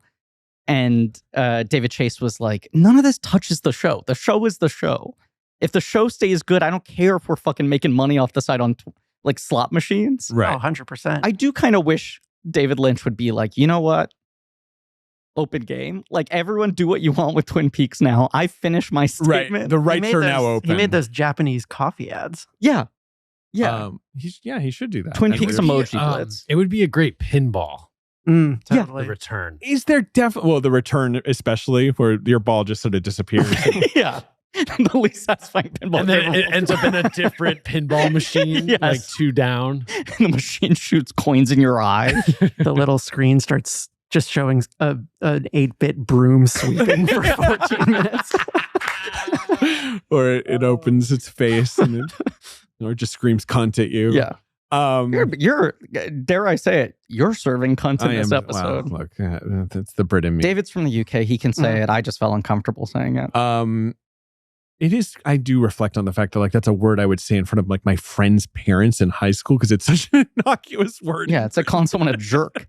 Anyway, insane. We then get what I think is just, it's so awesome, the explosion of Bob, but then like, right, the almost parody of like, bring in the girls from the Vegas casino, bring in everyone, let's do a curtain call. I was gonna say, it's like a Wizard of Oz, like saying goodbye to all the friends you've made along the way. Yeah. But superimposed over this like lovely farewell is Cooper's face. And we're just this impression of like, we're in a dream, right? Or he is the dream. Like, this is one way it could work out, maybe for Cooper to perceive it this way. I don't know. And then it dissolves to him, and we stay with him, right? Like eventually, superimposed Cooper. We live inside a dream. Becomes like the only Cooper, right? And that's when we go into the furnace room, and then he goes to see Mike, and they do the firewalk with me chant, and it's very obviously not young Laura Palmer in certain shots. Right. Well, right. I mean, because we're getting real footage. Yeah. And then once she breaks out of the conversation, then but this is the shit I love. Like, the constant ongoing conversation about like the proper technology for de-aging and are we on the cusp of it and whatever. And people trying to crack this nut of like, how do you successfully digitally de-age actors and keep them at the perfect age in their perfect projects? And I'm like, I accept this. I don't bump on this at all. Of course there was the moment where I clock, we've gone from vintage 1992 footage to new footage, but he's keeping her far enough away from the camera. He's putting a lot of makeup on her. He's putting a wig on her. I get what this means. Like, I'm not fucking struggling. And there genuinely is this moment in Firewalk with Me where she kind of like looks off screen and just kind of like gasps, and it's taken advantage of here to be like she saw Cooper. Yes. I totally buy it. Me too. I totally buy that was the plan. It feels upsetting to have the eras in conversation with each other. It is. Like it's the very, first time very jarring. it cuts from that footage now in black and white, put in a sort of a language that's more of the return. And then we cut to the reverse of it, and it's just Cooper at his current age watching. It feels wrong. And those shots of the woods and just her screaming. I mean, she's got the most iconic. It takes me right to Blair Witch, which I always associate with like woods and screaming, right? The scariest shit in Blair Witch is just her screaming. Well, and we hear that sound which plays throughout the series, and it's like David Lynch was fascinated by a slowed down slot machine sound. Right. Mr. Jackpots.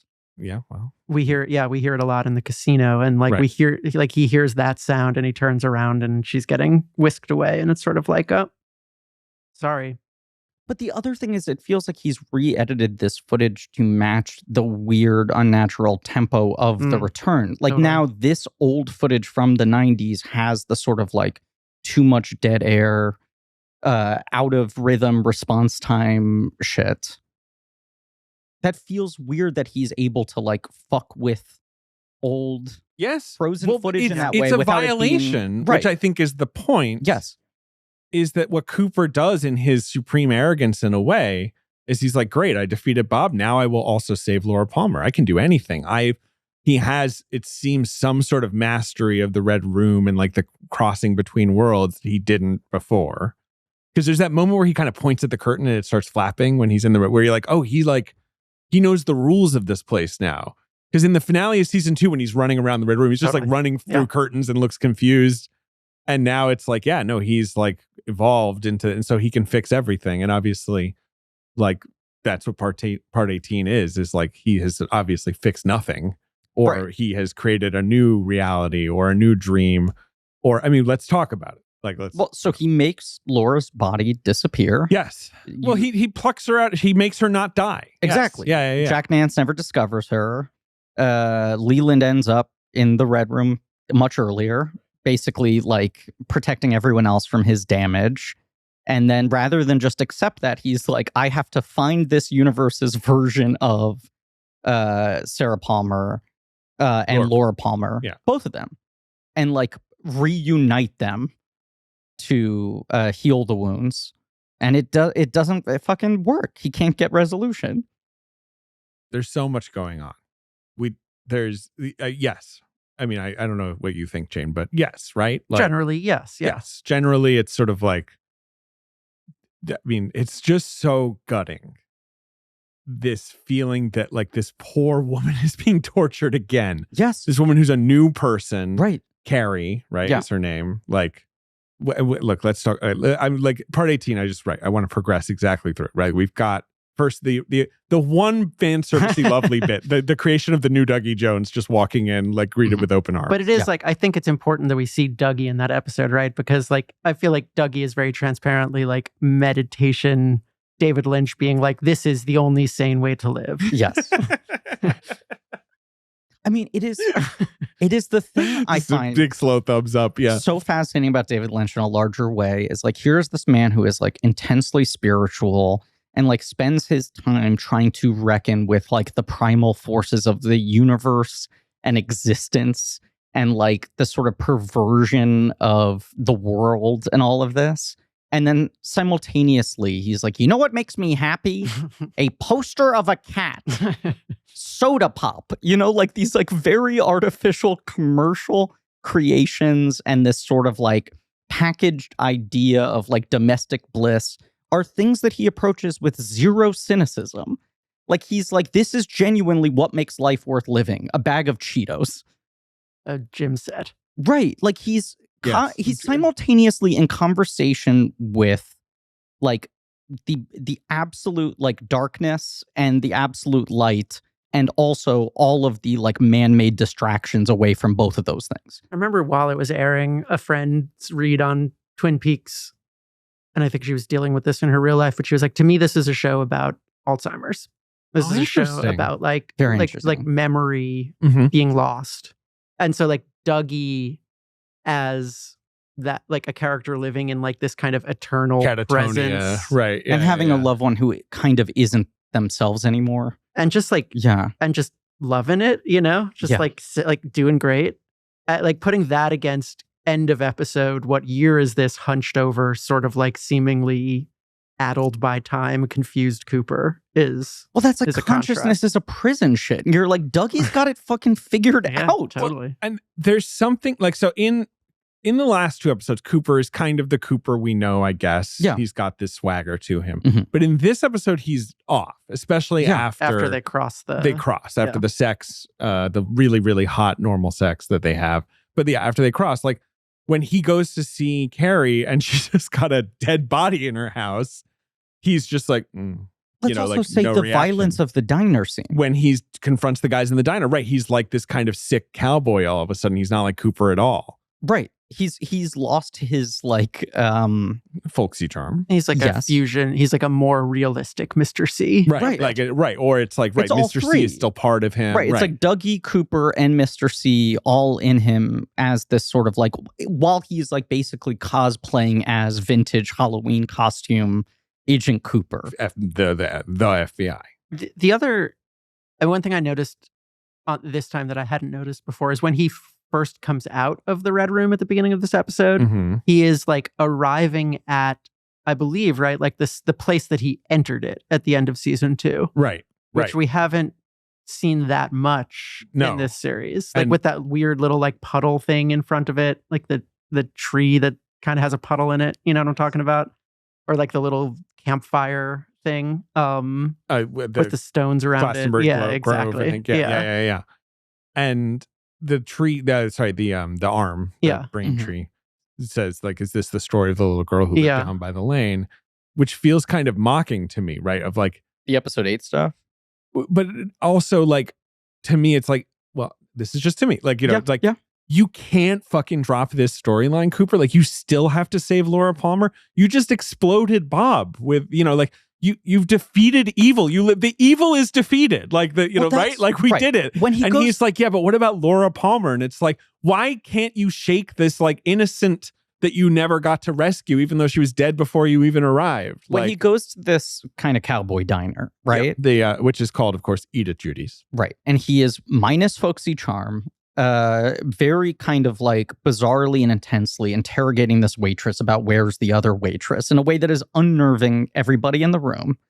I was like, oh, is the thing now that he's getting some transmission of another crime that is going to happen, he is trying to prevent in this sort of like future. Can I get ahead of the it is happening again? Right. Am I now like committed to this infinite loop of being like, well, I live in darkness and my whole life is trying to prevent these tragedies right before they happen? I couldn't figure out where it was going. Then you have, I think kind of importantly, he does not seem to enjoy his coffee. No. She serves him coffee. He takes It's a gone. sip. He has no response. Yeah. Then he sees this Maybe woman, it's bad coffee. right? Yep. Fucked with. You're like, oh, I want to see Cooper take these guys down, but you want to see him take it down and He'll be like, gentlemen, what are we Right. doing here? yes, Yeah. that's no way to treat a lady.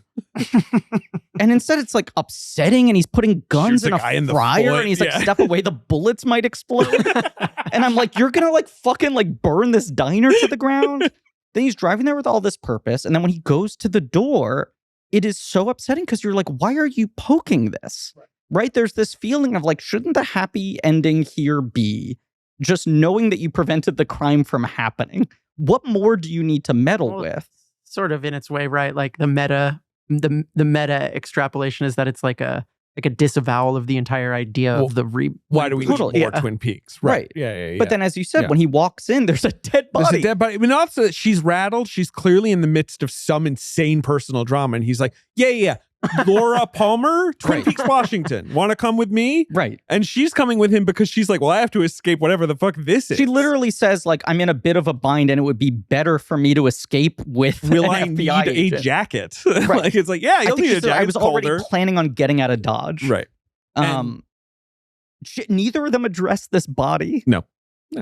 I mean, what? You don't have a dead body on one of your couches? No, of course I do, but I'm just saying that's not an admission of guilt. And they go to the Palmer home, which is this, like, at this point, it's like the fucking Amityville horror house, right? Like, the very sight of it is kind of like, for a Twin Peaks fan, I think a little freaky. Mhm. The woman who plays the woman, Miss Alice Tremond, is the real owner of the house. Oh. I don't know if you, like, look that up. Wild. Okay. Who probably, I guess, has to deal with people being like, hey, did Laura She Palmer seems- get molested? She seems lovely. So- she seems great. Not good, like Twin Peaks tourists showing up. We were doing George Lucas talk show in Seattle earlier this year, before David Lynch had won our March Madness, before I had seen any Twin Peaks. And Connor and Patrick went to the house. They wanted to go to Tweedy's. They wanted to do all the sort of Twin Peaks landmark stuff. tourism, right? And they were saying this woman bought the house, had never seen Twin Peaks. Sure. Then had to start dealing with people coming to the house, and now has turned her home into like 50% Twin Peaks museum. Now is obsessed with Twin I Peaks. mean, good for her. Now like kind of lives in Twin Peaks by design. She closes the series out. She does. Yeah. What a way to go. Yeah.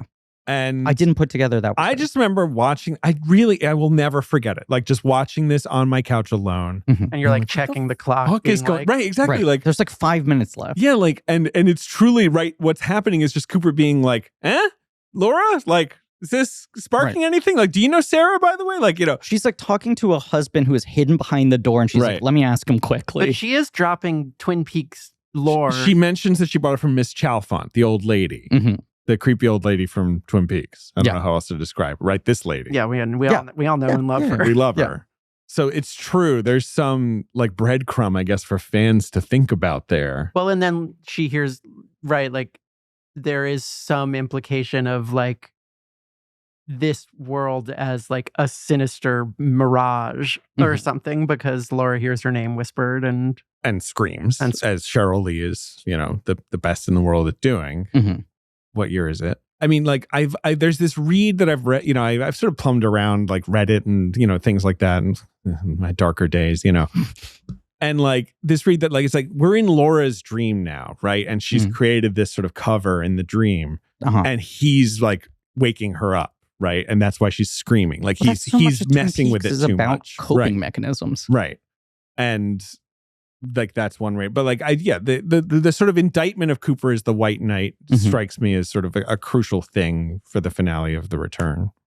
Well, and like the idea that Fire Walk with Me is one, maybe my favorite film. And that film is all Cheryl Lee. Like her performance in that film is incredible and devastating. And it feels like there is this like ugliness in in why my parents didn't want me watching Blue Velvet, because there is this like very deep ugliness that David Lynch talks about as this like seeing that naked woman on the street and the bugs Never under the ground. Right. And there's this sort of origin story of like deep trauma rot at the heart of this like 1950s American dream that seems to be like very crucial to the filmography, but like nowhere is this like rendered in more just like ugly, devastating, and like empathetic, just close terms than with Cheryl Lee and Fire Walk with Me. And her performance in this episode is incredible as well. It is. But she goes to heaven at the end of Fire Walk with Me. Yeah, she gets a release. He lets her ascend, and then here's Cooper to like rip her back out. Exactly. Right. Buffy vibes again. Buffy went to heaven. It's true. Spoiler alert for season 5 of Buffy. I mean, it's where do you stand on Matrix Resurrections? Oh, I love Matrix Resurrections. Great. We're in a safe space here. Smart and normal. So we love that movie. But that's a movie that has, I think when a lot of people still, I see to this day, go like, that is this like incredibly cynical movie about someone acknowledging I'm basically being forced Warner at Brothers is making gunpoint me do this. to make a movie defensively to hold on to the rights. And I'm like, that is such a passionate, personal, empathetic movie. But that is also about like examining the cultural weirdness of us wanting these actors to stay in these characters, in these places, retelling the same stories. Like, what are we looking for here?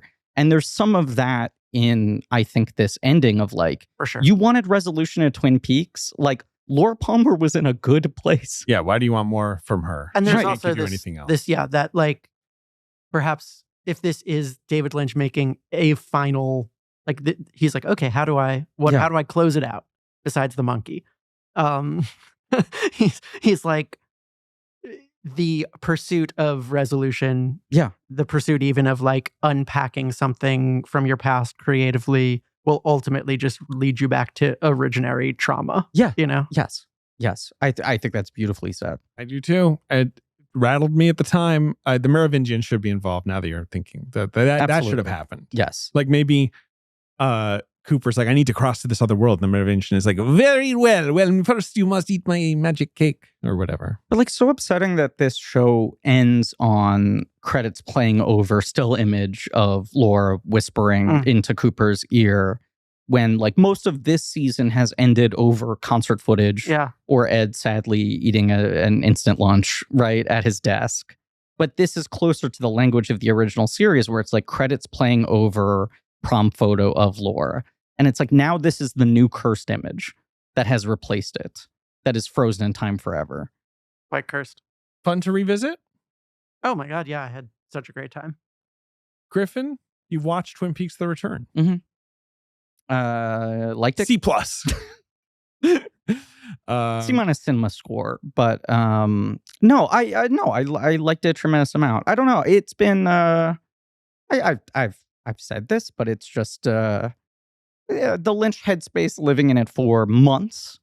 Not the only thing I'm watching, but like it being the overriding world I'm living in because of this being my career now, my job, chained to the old blank check desk. I'm like a little relieved, especially because this is so challenging. The Return in particular, and is like really kind of litigating his whole body of works, themes and ideas and images and everything in a way that can like sometimes feel very punishing by design.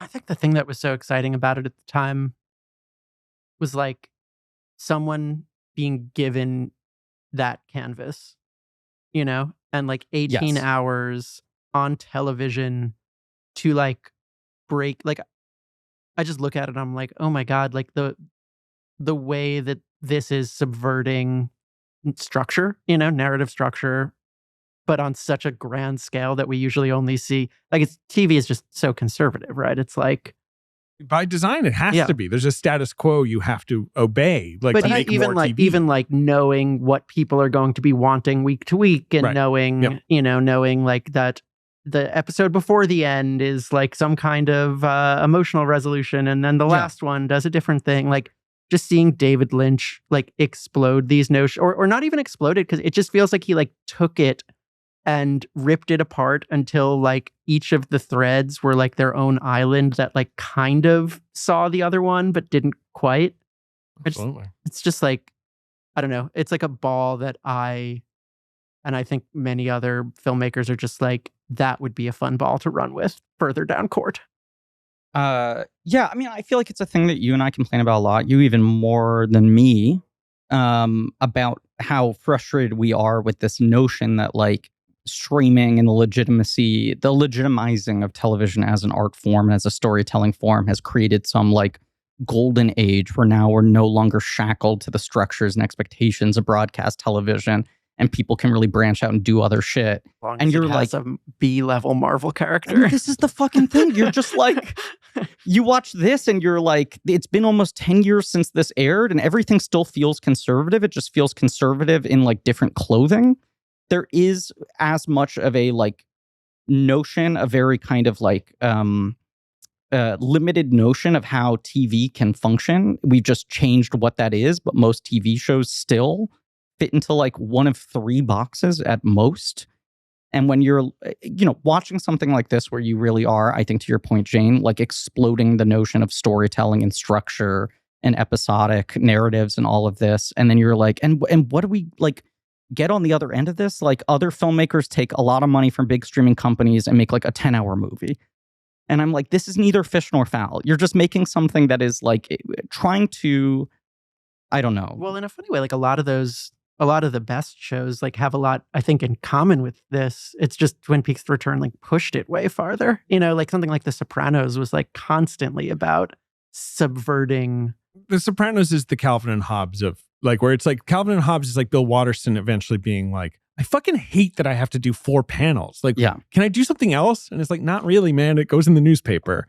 And David Chase is kind of doing that in The Sopranos, but can't go all the way. But does, if it does in Does some at pretty times. adventurous way, he's like, all right, so like Michael Imperioli is going to die in 10 minutes in, and then like Tony's going to go do drugs in Vegas. Like, that's like a radical departure from. Spoiler alert for The Yeah. Sopranos. Sorry. And no, but also things like The Test Dream, where that feels like David Chase being like, to all the fans of the show who are like, who's whacking who? Yeah, He's just like, totally. fuck you. Here's Annette Bening. Tony's going to talk to Annette Bening in his dream and say, are you Annette Bening? And she's going to go, yeah, I am. Or the Lauren Bacall episode. Yeah, there's a lot of stuff in Sopranos that feels very violently angry at its audience in the best way. The Return doesn't feel that way, but it does feel, this feels sort of violently angry at resolutions and a little bit. confrontational about like form Yes, and narrative. Yes. And like, obviously Expectations. Twin Peaks is a show that had a resolution foisted on it a little bit by its network, right? Like, you have to tell us who killed Laura Palmer. Like, what are you talking about? Mhm. And he's like, you didn't want that. And you don't want this either. Cooper thinks he wants it, but you don't want this. That's a really good point. The part of him fighting against the expectations and structures is like, we did the show where we did what everyone asked us to do. And where you all we got like, mad. everyone right. got furious. It made everyone unhappy I simultaneously. hate to do those big meta reads because I'm like, it's not just him grousing about network notes, but- but like, resolutions are unsatisfying is a thing you can think about. And maybe like dishonest. Is there something like inherently dishonest about like putting things all in a neat resolved space, which is movies don't Well, really And I do? I remember like thinking, because when this aired in the aftermath of like unpacking the ending for myself, I was very much like working on World's Fair. And I remember really thinking just a lot of less about like the ending contextually and more like how the end, like what the ending left me with, right? Mhm. Like the ending left me on a hook that I was basically like having dreams about for 2 months, trying to like wrestle and come to my own sort of peace with. And it's like a wonderful way I've ended 2 movies this way. It's a Yeah. wonderful way to end the movie, because when the TV show ends with like all of the plot lines getting satisfyingly like settled, Mhm. you're like, okay, that was fun. What's the next TV show?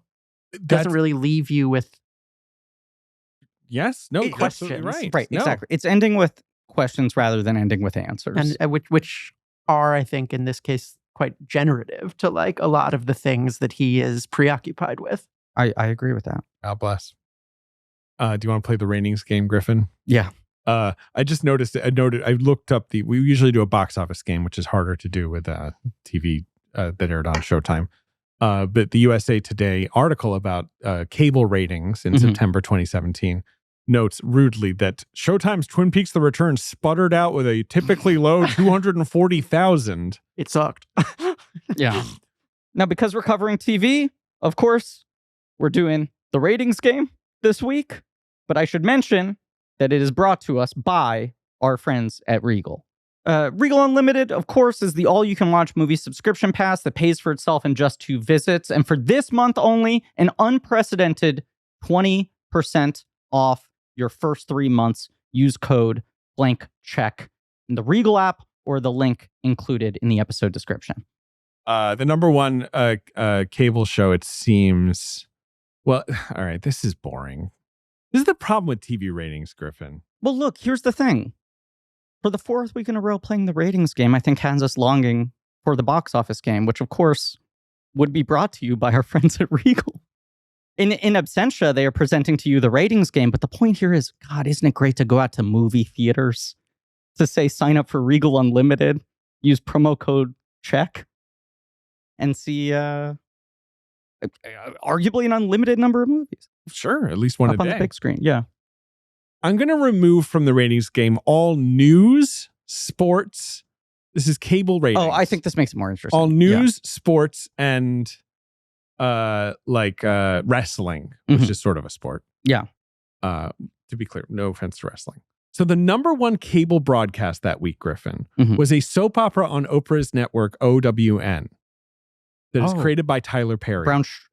No, what's the show called? It ran It's for called- 196 episodes. Did he have a show called Brown Sugar? Am I misremembering? That was a show on OWN. I'm not sure Okay. if it was a Tyler Perry show. Yeah. Okay. What is this thing called? It's not called like the haves and have nots, right? What's it?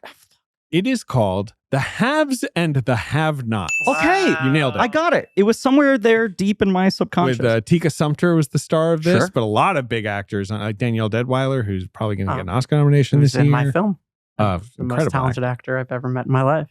one of those, like, sort of like nobody writes about this stuff in like whatever mainstream TV criticism that much partly because it's just like a torrent of soap opera episodes, right? It's like Sure. 5 a week or whatever. But Yeah. that is the highest rated Wow. scripted thing that I can find. Number 2 is a rerun of a sitcom, Griffin.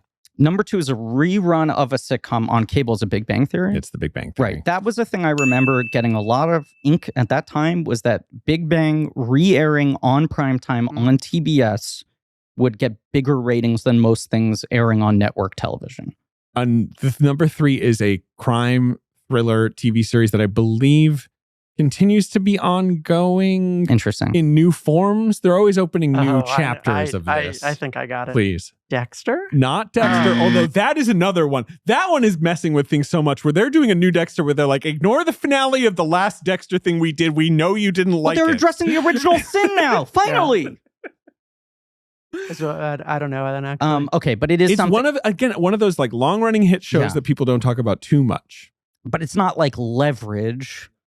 Am I on the right? I can't remember what Leverage is, so I That's a can't. Timothy Hutton one where they're like robbing shit. Oh yeah, they were robbing Yeah, shit. but I feel like that no, one's it's on had a- premium cable. It's on premium cable. There's a new book recently. Oh, it's opened. Power. Power. Power. Yeah, there are many books. They got a whole shelf now. Power. Number 4. I'm out of scripted stuff. God, it's all Jesus.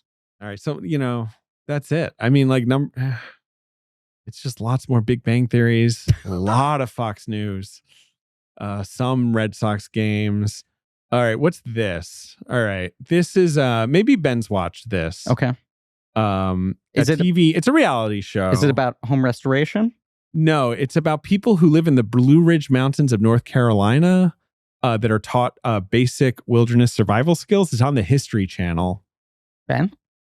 No idea. It's called Mountain Men.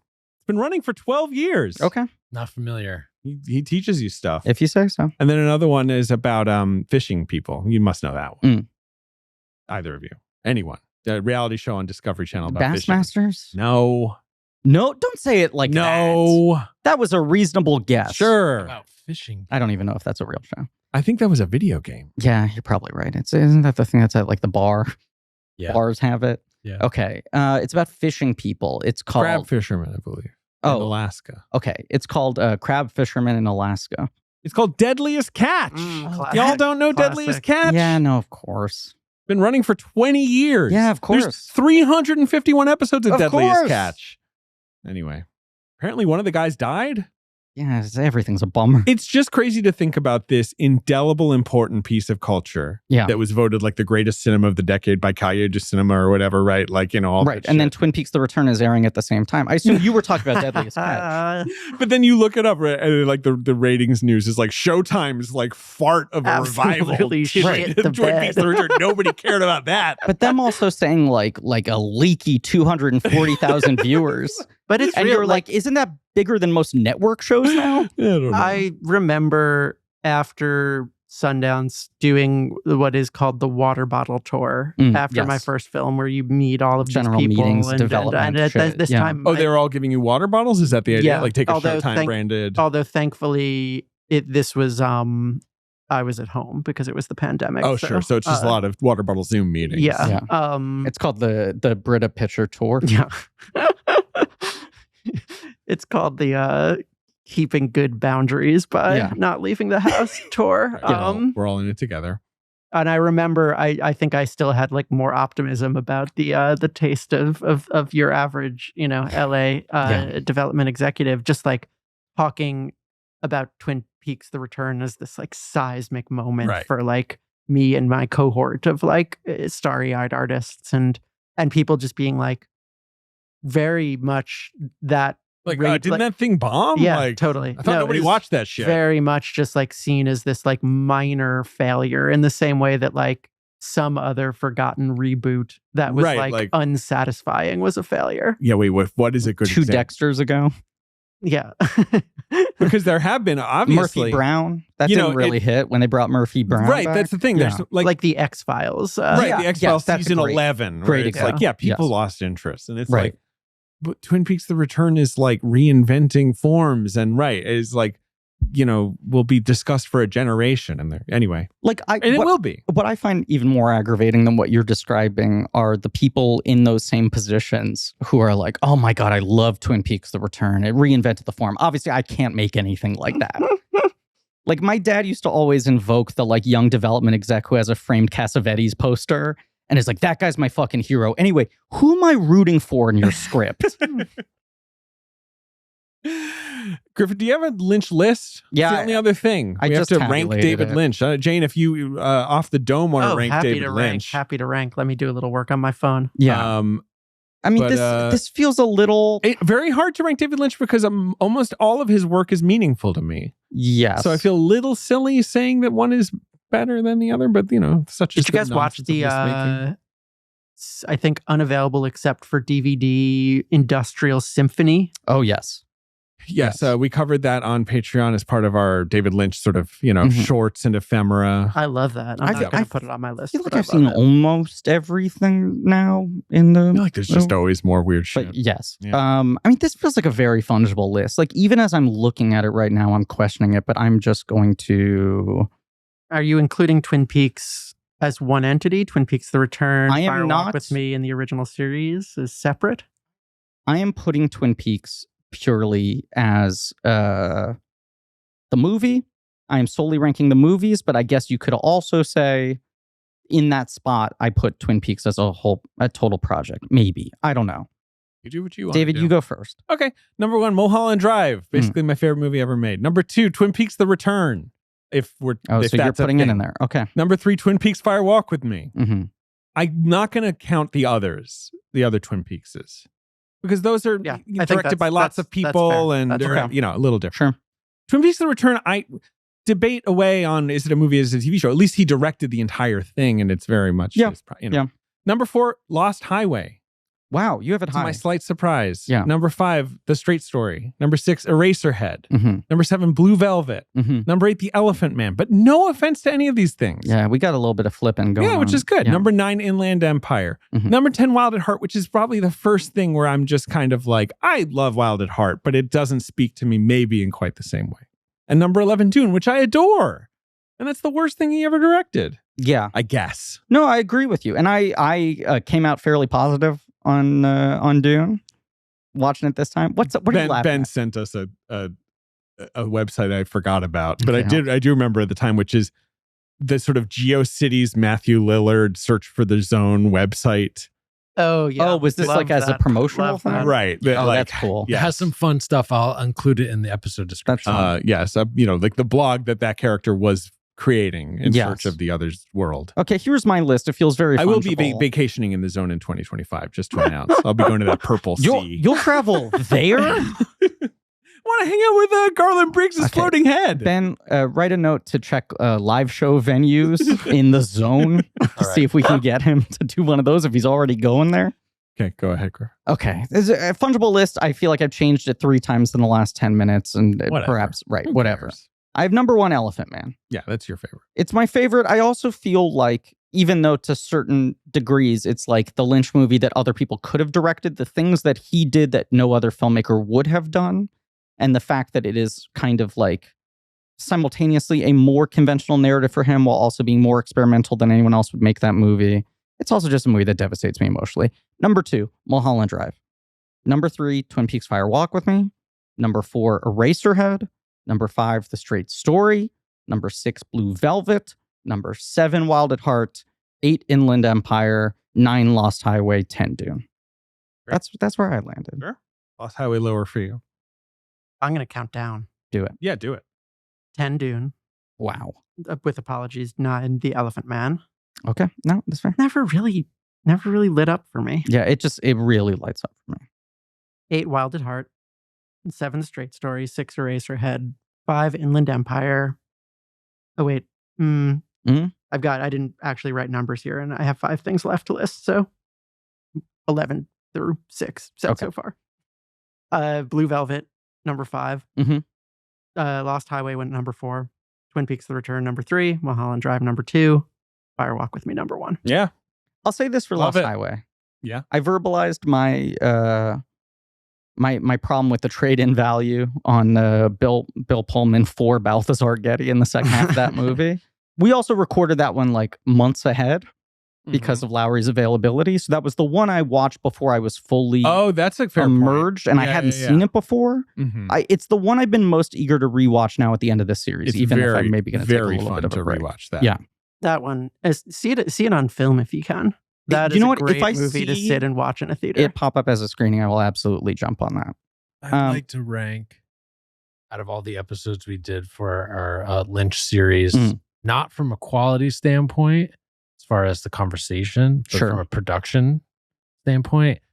Fire Walk with Me, number 1 worst episode. I would agree with that.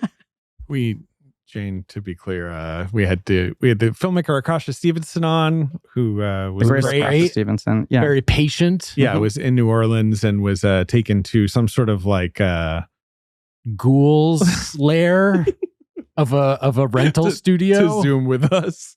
We had a kind of catastrophic dual podcast studio collapse. Yeah, it was What a bad. fucking nightmare. Yeah, we So did it. sorry about that one. Yeah, anyway. It still turned out great. Yeah. Hey, and you know what? A lot of credit there to AJ and the whole Blank Check team doing a lot of massaging. This there. is because this is our Christmas episode. Yeah. Merry It's the last of Christmas, the year. everybody. Merry Christmas. Trauma is originary and unending. And hey, perfectly said. Jane, is there anything you want to plug, endorse? I watched The Polar Express last night for the first time. Talk about trauma as enduring and unending. Please go on. Well, I didn't know it was animated actually when I started watching it. Jane, excuse me. It's not. It's a very original art form that Yeah. Robert Zemeckis wants you to It's know sort is of not motion animation. captured, perhaps. Hot, we got it. Yeah. I loved it. I mean, I loved that. I'm going to watch that again, and I can't wait to watch his Christmas Carol next. That one is putrid, but yeah, I think that might be the most boring movie ever made. I will confess that I've been watching that movie a lot because my daughter found it. You sent us a video on Thanksgiving morning of your daughter watching it. And I said, I can't believe you would do this to yourself.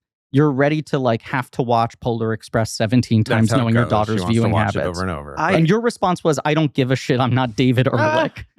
True. I would watch that movie 20 times happily. Is it growing on you? It's growing on me a lot. Damn It's so nightmarish and interesting. And there's no real plot. There's just like these set pieces, but kind of classical Zemeckis impressions of set pieces. Ben put it on at his holiday party last weekend. Unmute. And I will admit I was a little transfixed. It's transfixing. And then there's choices like the kids will now interact with a bunch of weird puppets that yell at them, puppeteered by Tom Hanks playing the hobo who hates Christmas and lives on top of the train. Yeah. And you're like, well, this is different. Like this is something unusual. Can you remind me the rule about the hot chocolate? It's fine if you let it settle to room temperature. Never ever let it cool. No. Hot. It's just so weird that the conductor spends the whole movie being like, you kids better fucking stay in line and not mess around. And Hot. And then, but then there's one moment where he's like, hey, you kids want a drink or anything? And they're like, yeah. And he's like, great, bring in the hot chocolate dancers. Yeah. I loved it. I loved that Fantastic. film. Okay, so you're plugging the Polar Express. Love it. Yeah, that's my main thing right now. And hey, David, no, what were you going to say? I was going to thank Jane for joining us. And That's all. I want to plug I Saw the TV Glow. One of my favorite films of I mean, 2024. check it out. Yeah. Just check Is it out. on Max? It's on Max. Yes. It's on Max. You can take it to the Max. Here's the thing I want to say. We're recording this pretty close to release because of your availability, Jane. And a pleasant, unexpected surprise gift in that regard is we're recording this on Wednesday, December 18th. And David, do you know what else happened on December 18th in history? I don't. A man named Steven Spielberg was born. Oh, happy birthday, Steve. I didn't know it was your birthday. Why today? But why The day we are mention recording Steven our Spielberg? final David Lynch episode and our final episode of 2024 Wow, he's I don't 78. see the is correlation. the birth of a man who we will be covering right at the start Oh my of 2025. But a man who Yes. also cast David Lynch in what might end up being his final on-screen appearance. Very Pretty true. fucking And incredible maybe one, the too. greatest movie performance in history. Steven Spielberg, we are finally settling the balance of the first half of his career. Starting January 2025, we are covering Duel through Schindler's List. That's right. That's right. From the full Duel spectrum. to Schindler's From List. Duel to Schindler's List, Yeah. Starry Spielberg. And like on Steven Patreon, Spielberg? we're going to be doing a bunch of different, varied kinds of bonus episodes built Yeah. around Amazing Early Stories, Spielberg. Twilight Zone segment, Yeah. Night Are you Gallery, gonna cover- Columbo, Murder by the Book. Poltergeist?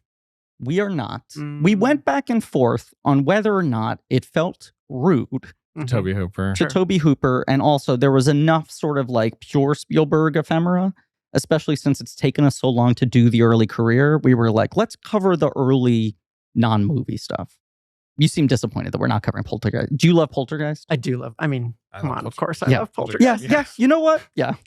Got Kinda- some good goo. I was going to say the original TV Glow movie in a lot of ways. The TV does glow. The TV does. When glow. A24 sent us the first draft of the poster for TV Glow, I was like, oh, wait, isn't that Poltergeist, though? I mean, a little kind of bit. Poltergeist. Yeah. Yep. So stay tuned for that. Yeah. I want to shout out here at the end of the episode something I'm going to try start doing Mm. for each miniseries is build out a Spotify playlist featuring songs from each soundtrack. Well, certainly a lot of options in the David Lynch filmography. A man who Absolutely. loves his What use of inspired me. music. Right? He has Yeah. so many incredible pop songs that he uses in his movies as well as great scores. So there'll be a link to that in the episode description. And hey, speaking of great music, I know you plugged it in earlier episodes, but Slow Christmas Volume 4 is still out there on It's the out there. interwebs. Check it out. Yeah. Yep. Do you know about this, Jane? No. I have now for 5 years in a row, it's become an annual tradition. I put out a holiday compilation album where I get various different artists to do either original or covers of holiday songs, but it got to be slow. Slow core? Slow core. Yeah. Oh, Yeah. okay. Some Yeah. good stuff. Yeah. Check that out. And I don't know if you had an and as always lined up. Oh, I do. All right. Is there something you want to say? Not necessarily. It's just more, we had Ava Anderson was a previous guest. She had promised that she would provide a voice message that was related to The Return. Okay. So I thought that might be a nice thing that we could play at the end of the episode. Can we play it here? Do we have it? I sure do. Hey guys, Eva Anderson here. So a couple months ago, I was talking to my coworker Juliana about weird jobs we had, and she was talking about working on a History Channel documentary as a PA, and she said they had a really bad Abraham Lincoln impersonator. Bad in that he looked great, but he did not know the Gettysburg Address, and she had to make cue cards of it and hold them up for him. It's a funny story, and I was like, which impersonator was it? Because there's a couple in LA.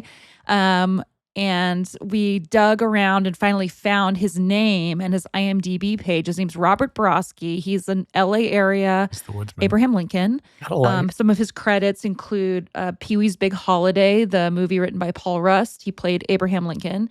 Something called Abe and Trump Being Frank, in which he played Abraham Lincoln, and the upcoming Infinitely Dense and Trip to the Moon, where he's playing Abraham Lincoln.